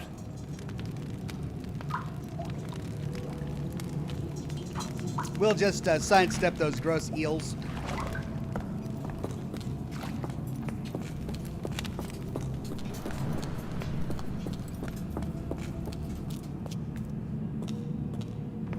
Okay.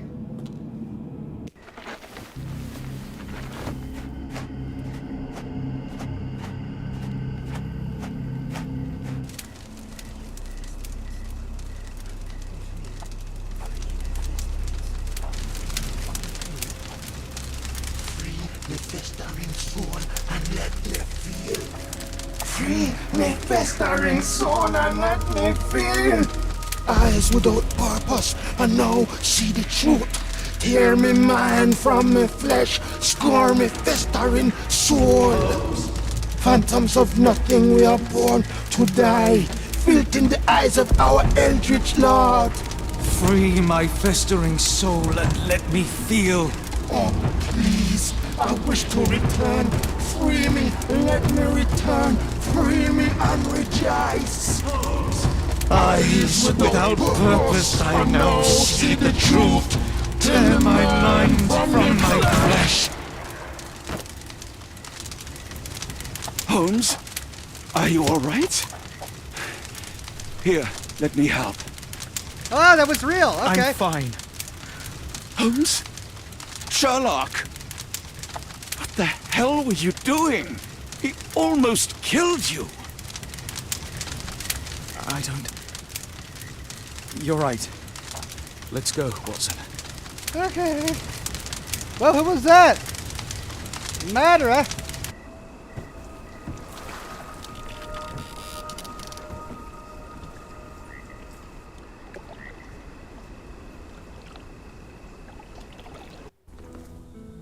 Bon Dieu! Still among the living. We are, though not for lack of trying by the sheriff. Well, he'd been telling people you died in the swamp despite his trying to save you.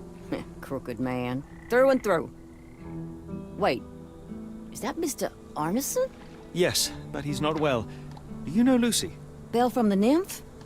That I do. Please bring her here. Mr. Arneson needs to see a familiar face if he's to have any chance of surviving. Power of the heart. I get you. Wait here.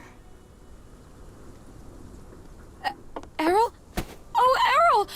Reckon we should give him space. Farewells are painful. Farewells? No, tell me that's not true. Watson? Mr. Arneson has endured a lot. Lost 4 fingers, a lot of blood, and some of his sanity. But with rest and tender care, he ought to survive those injuries, both physical and mental. Thank you, Johnny. I'll take care of him. Thank you for bringing him home to me. We'll be all right. Are you quite certain? Do you have the space? The resources? I will stay with him at the mansion. It is not a burden to take care of your love. His property is in quite a state. It may not be the best place for recuperation. Hush now. Champagne will see it sorted. Then it's settled. Hear that, Errol? Us living under one roof. Careful what you wish for. Oh, and champagne? I'm about sick of watching that sheriff run riot through New Orleans. We ought to talk. Funny. I was just thinking that grub did nothing to save your man. Together, I reckon you, me, and Errol have the sway to make some changes round here. I like the sound of that. Holmes, our boat. Oh, we must make haste. Farewell all. Take care. And just like that, all problems sorted. Achievement unlocked. No man is an island. Chapter 7. The Book from Beyond. London.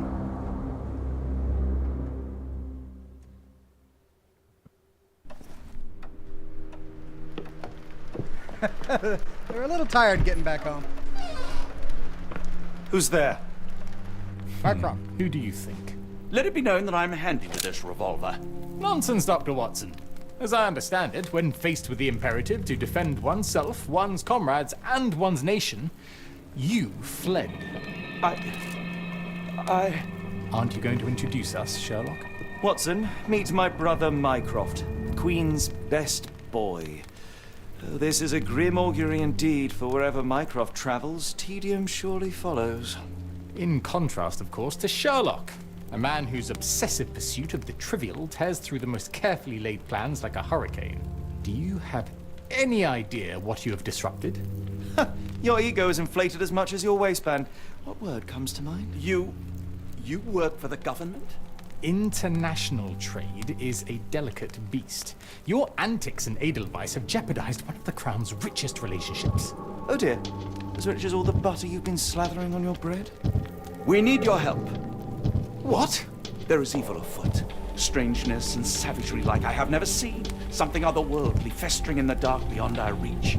We have seen things that defy explanation. Mystic forces, magic. You must help us. It's true.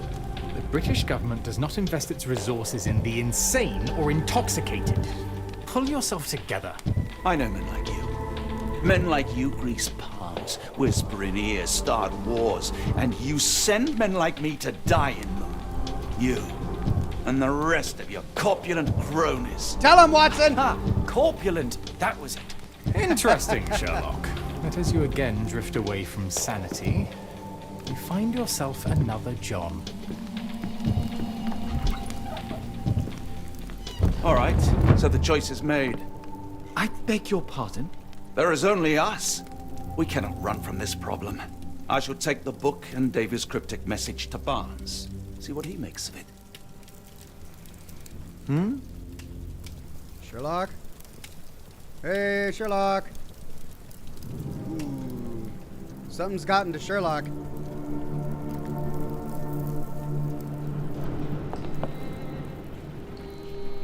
Well, he's playing his violin. That's a bad sign. Oh, God, Sherlock.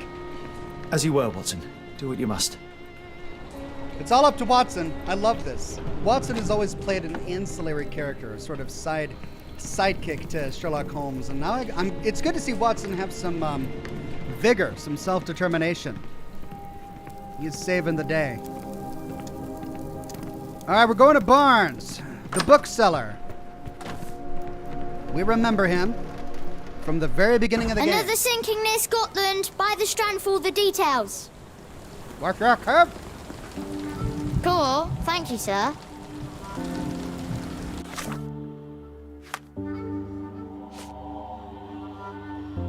We found the Bayou's cursed book, found in the bayou near New Orleans. The book is divided into sections marked by symbols. One of them has been seen all around the bayou and near the altar underneath Port of London. The book is written in an obscure language, but Barnes could translate a few pages. This is the paper, Storm of the Century. The tempest, which many already call the Storm of the Century, has been raging west of Lochaber's coastline over the past fortnight. Officials are alarmed by signs of the storm's intensification. the storm is taking a toll on shipping and seamen's lives, with 34 ships reported lost. Even as this article goes to press, hundreds of lives hang in the balance, with seamen struggling against the elements. Sadly, the Royal Navy Rescue is forbidden to launch any search parties due to the dangerous conditions.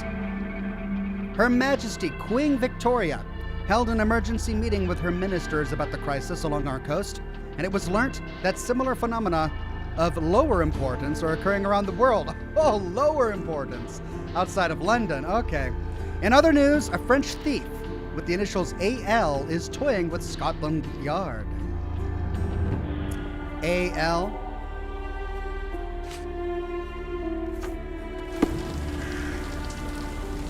Get the Strand, get the true facts.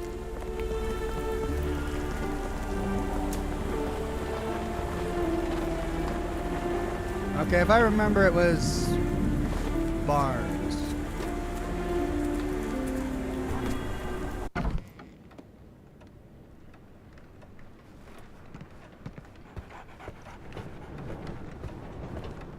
It has been a while, Barnes.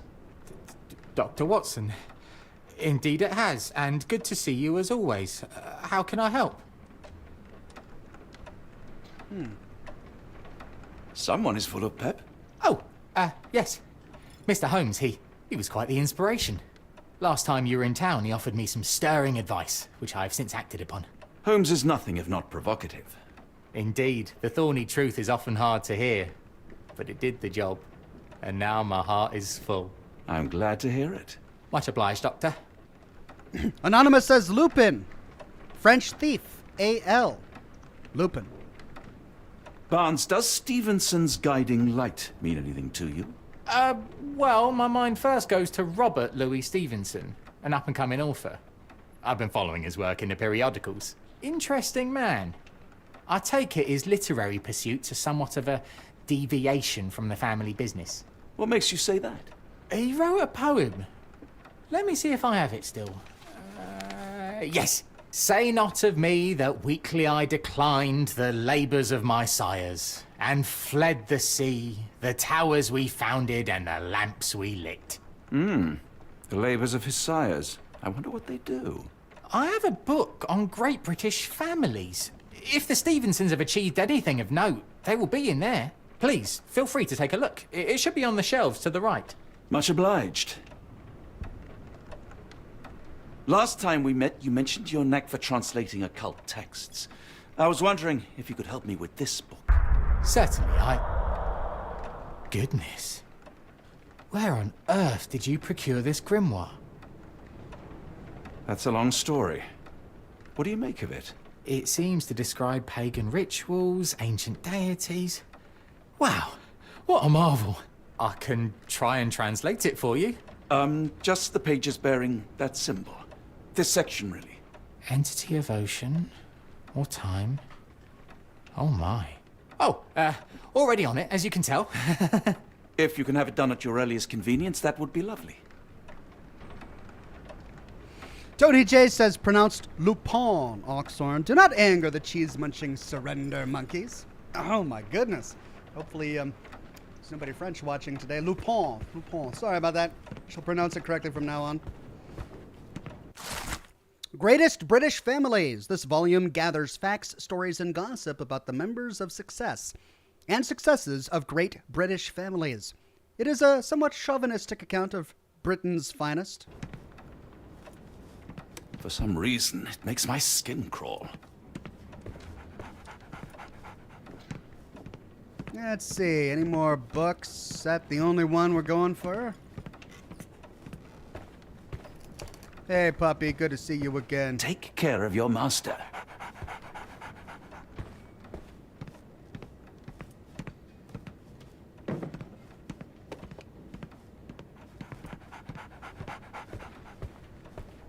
Was that the only one? Might have been. Okay. Barnes says that the name Stevenson reminds him of the up-and-coming Scottish author Robert Louis Stevenson. He veered away from his family's non-literary vocation, as suggested in one of his poems. Say not of me that weakly I declined the labors of my sires and fled the sea, the towers we founded and the lamps we lit. Barnes recommends a book on great families, which can be found on the shelves to his right, which we've got here. Now, search the archives. Location, Scotland. Period. Current. Title. Achievement.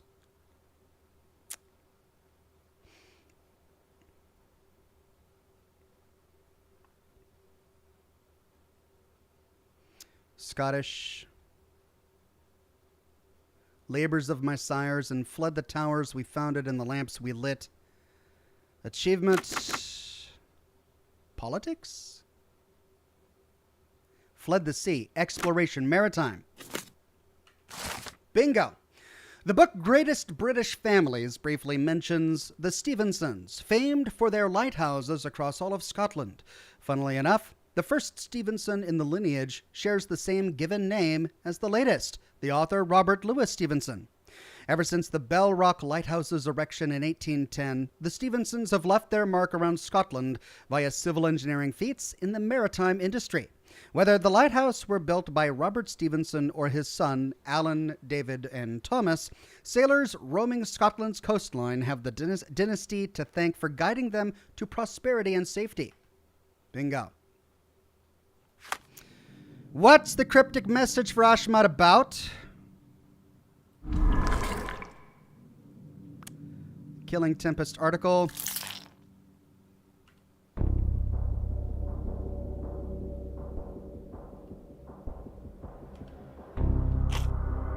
Tell you what. Before we do any of this, let's go back and see what he's discovered. A moment, please. Spellbinding pages. Okay. Well, we can't do that just yet. He'll get back to us. Well, do we even have enough information right now to figure this out? Gazareths with a super tip. Thank you, Gazareths. We do have two of these. When the storm starts, where the ships fall, at Stevenson's guiding light, the last embrace of the chosen. That's going to be a lighthouse. The towers we founded and the lamps we lit, the lighthouses. It's about lighthouses. Stevenson's family.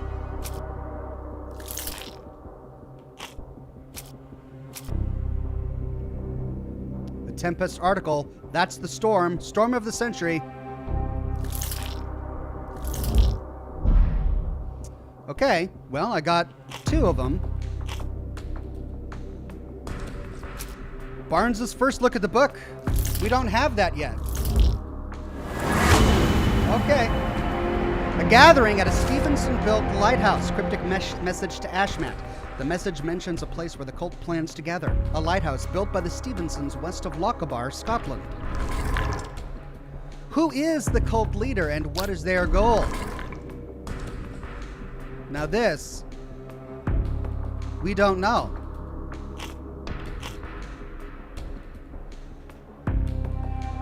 I mean, we only have 3 documents and testimonies. I don't think we have enough information yet. But we do have a dialogue option here. The message mentions a place where the cult plans to gather. A lighthouse built by the Stevensons west of Lochaber, Scotland. Let's see if we can now talk with Barnes here. Say, do you possess coastal maps of Scotland? Indeed. Have you figured out what the Stevensons are known for? Feats of lighthouse engineering. You have my thanks for the book. My pleasure, Doctor. Do you need any particular part of the coast? Lochaber, west coast. Right then. I'll unroll it on the desk. All yours. In the meantime, I will attend to my translation. Much appreciated. Handy to have the lighthouses marked for me, but we are going to Lochaber, west coast. Skervor Lighthouse, located on the remote island of the same name. Skervor Lighthouse lies southwest of the inhabited island of Tiree. Designed and built in 1844 by Alan Stevenson, the tower is a testament to the determination of the Empire's workers and engineers to make life safer for seamen. The lighthouse has seen 6 years of construction, with numerous men risking their lives to build this gigantic beacon of safety atop dangerous rocks.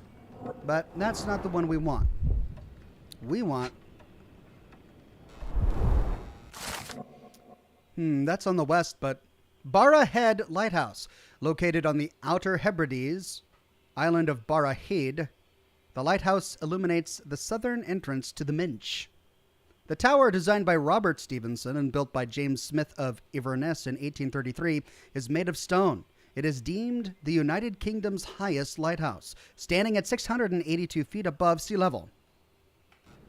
That is definitely on the west.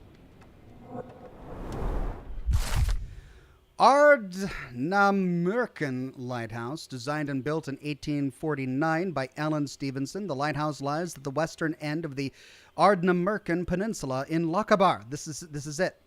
It architecturally and decoratively depicts Egyptian influences, making it unique among Scottish lighthouses.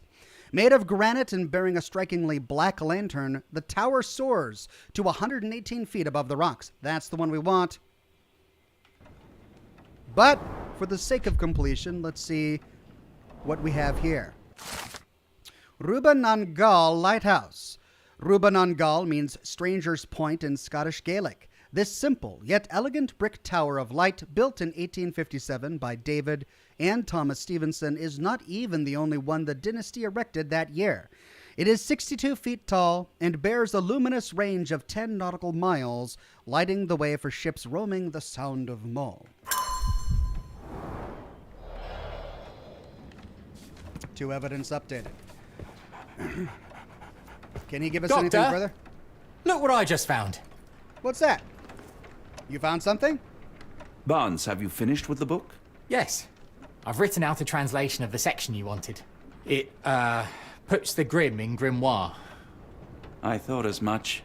Long story short, it details macabre rituals, death, leviathans, and the apocalypse. See for yourself. I must ask you to leave the book with me so I can read more of it. It's compelling. Very compelling. Uh-oh.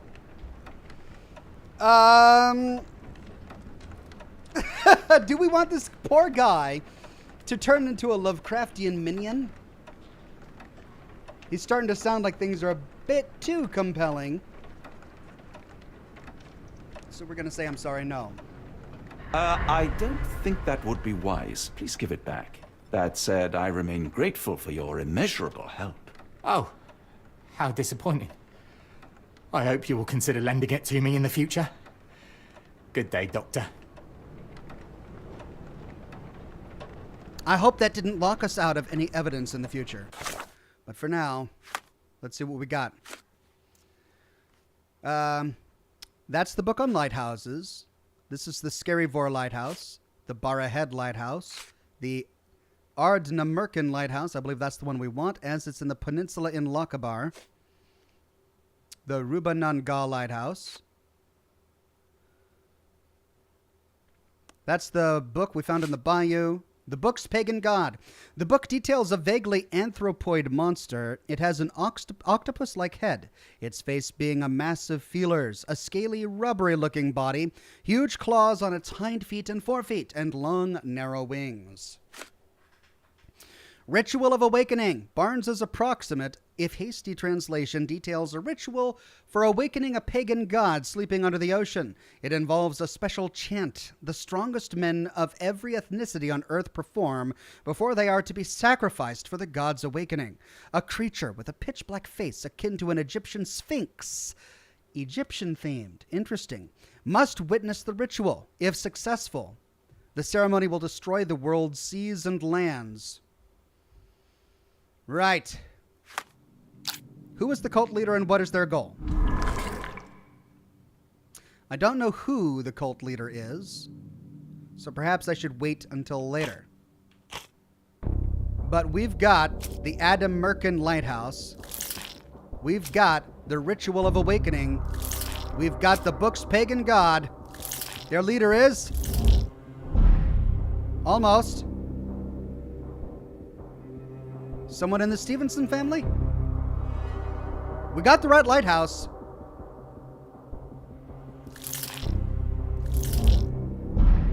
Cryptic message to Ashmat. So it's something we don't have yet. The other 4 are lighthouses, or the other 3 are lighthouses. So we need some more information.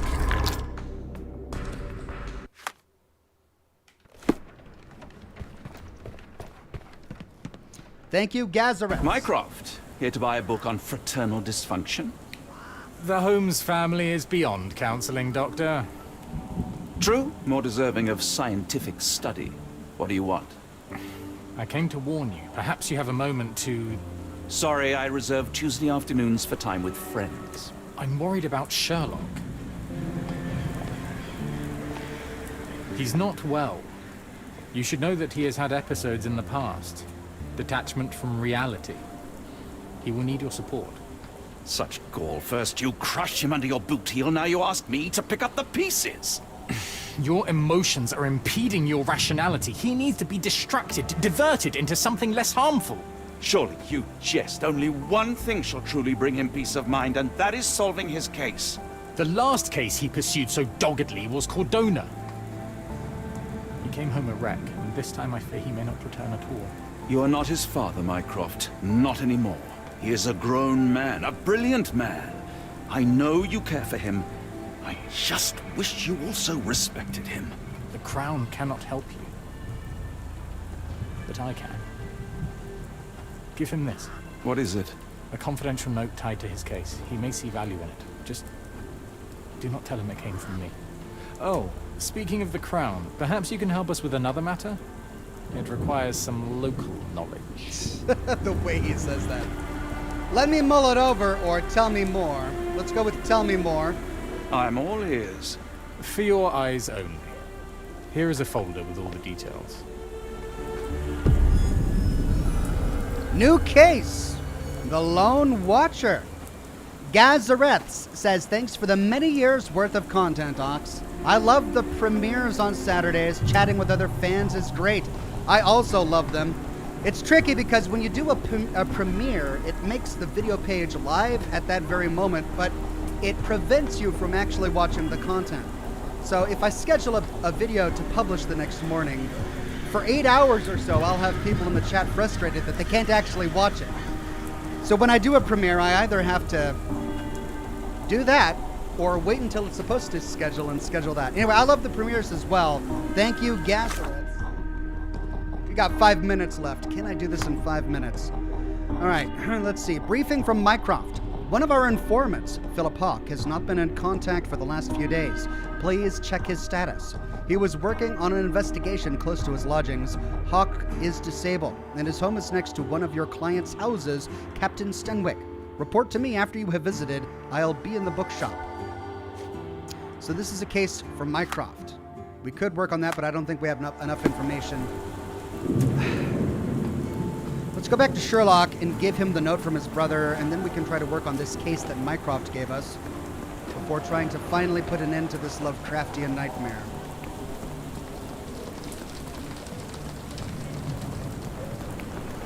Another sinking near Scotland. By the Strand for all the details. Where is it? Oh, it's right here. Baker Street.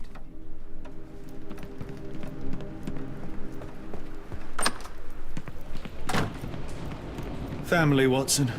I let go of the best part in Cordona. Now I am left with the worst in Mycroft.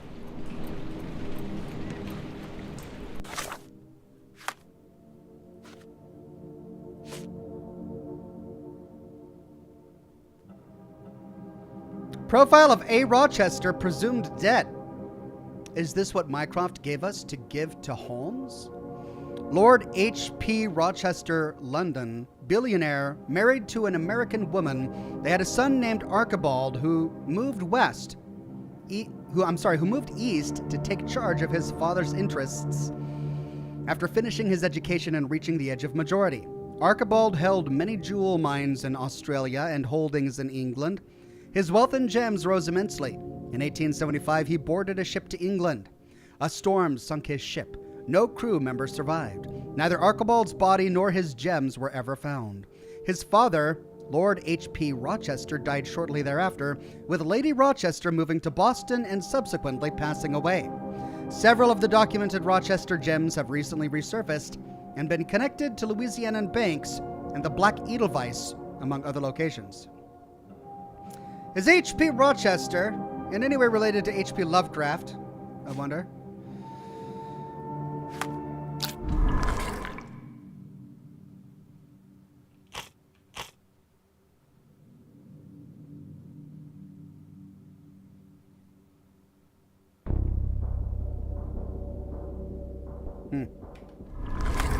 Well, we don't have time to deduce it. I think by solving Watson's case, we'll get more information. Sadly, I don't have time. So we're going to do a new save here. Gotta say, I'm really getting into this game. It had a rocky start for me, but I'm really enjoying it now. Thank you, everybody, for coming to my Monday broadcast of Sherlock Holmes: The Awakening. And I'm so grateful that I actually had and maintained a steady broadcast signal today. No dips, no buffering. It's been wonderful, and all of you have been an absolute blast. Thank you for your interaction in the chat, both everyone watching on Facebook and everyone watching on YouTube. I'm going to have to try and figure out what to do with my latest lore video. I'm probably going to have to delete the one that's there and upload another one once I make the changes necessary, but I'll let you guys know where I go with that. In the meantime, I am going to be working on a new lore video that I have planned. Don't know if I'm going to get it done by the weekend, as I have so much to do on the existing one, but we'll see. For the rest of this week on Wednesday, we'll play a brand new game as we completed The Last of Us and its DLC last week. I'll let you guys know probably on Wednesday what that's going to be, so stay tuned. Thursday is Scotch and Smoke Rings, continuing with Resident Evil 4. Then we'll move back to Dead Space 2 unless a new game is released in the meantime. And of course, we always try to prioritize new games that I'm interested in when they drop. So that's the plan there. Have a wonderful rest of your Monday, and I'll see you all again very soon with new lore videos and new live streams. Bye-bye.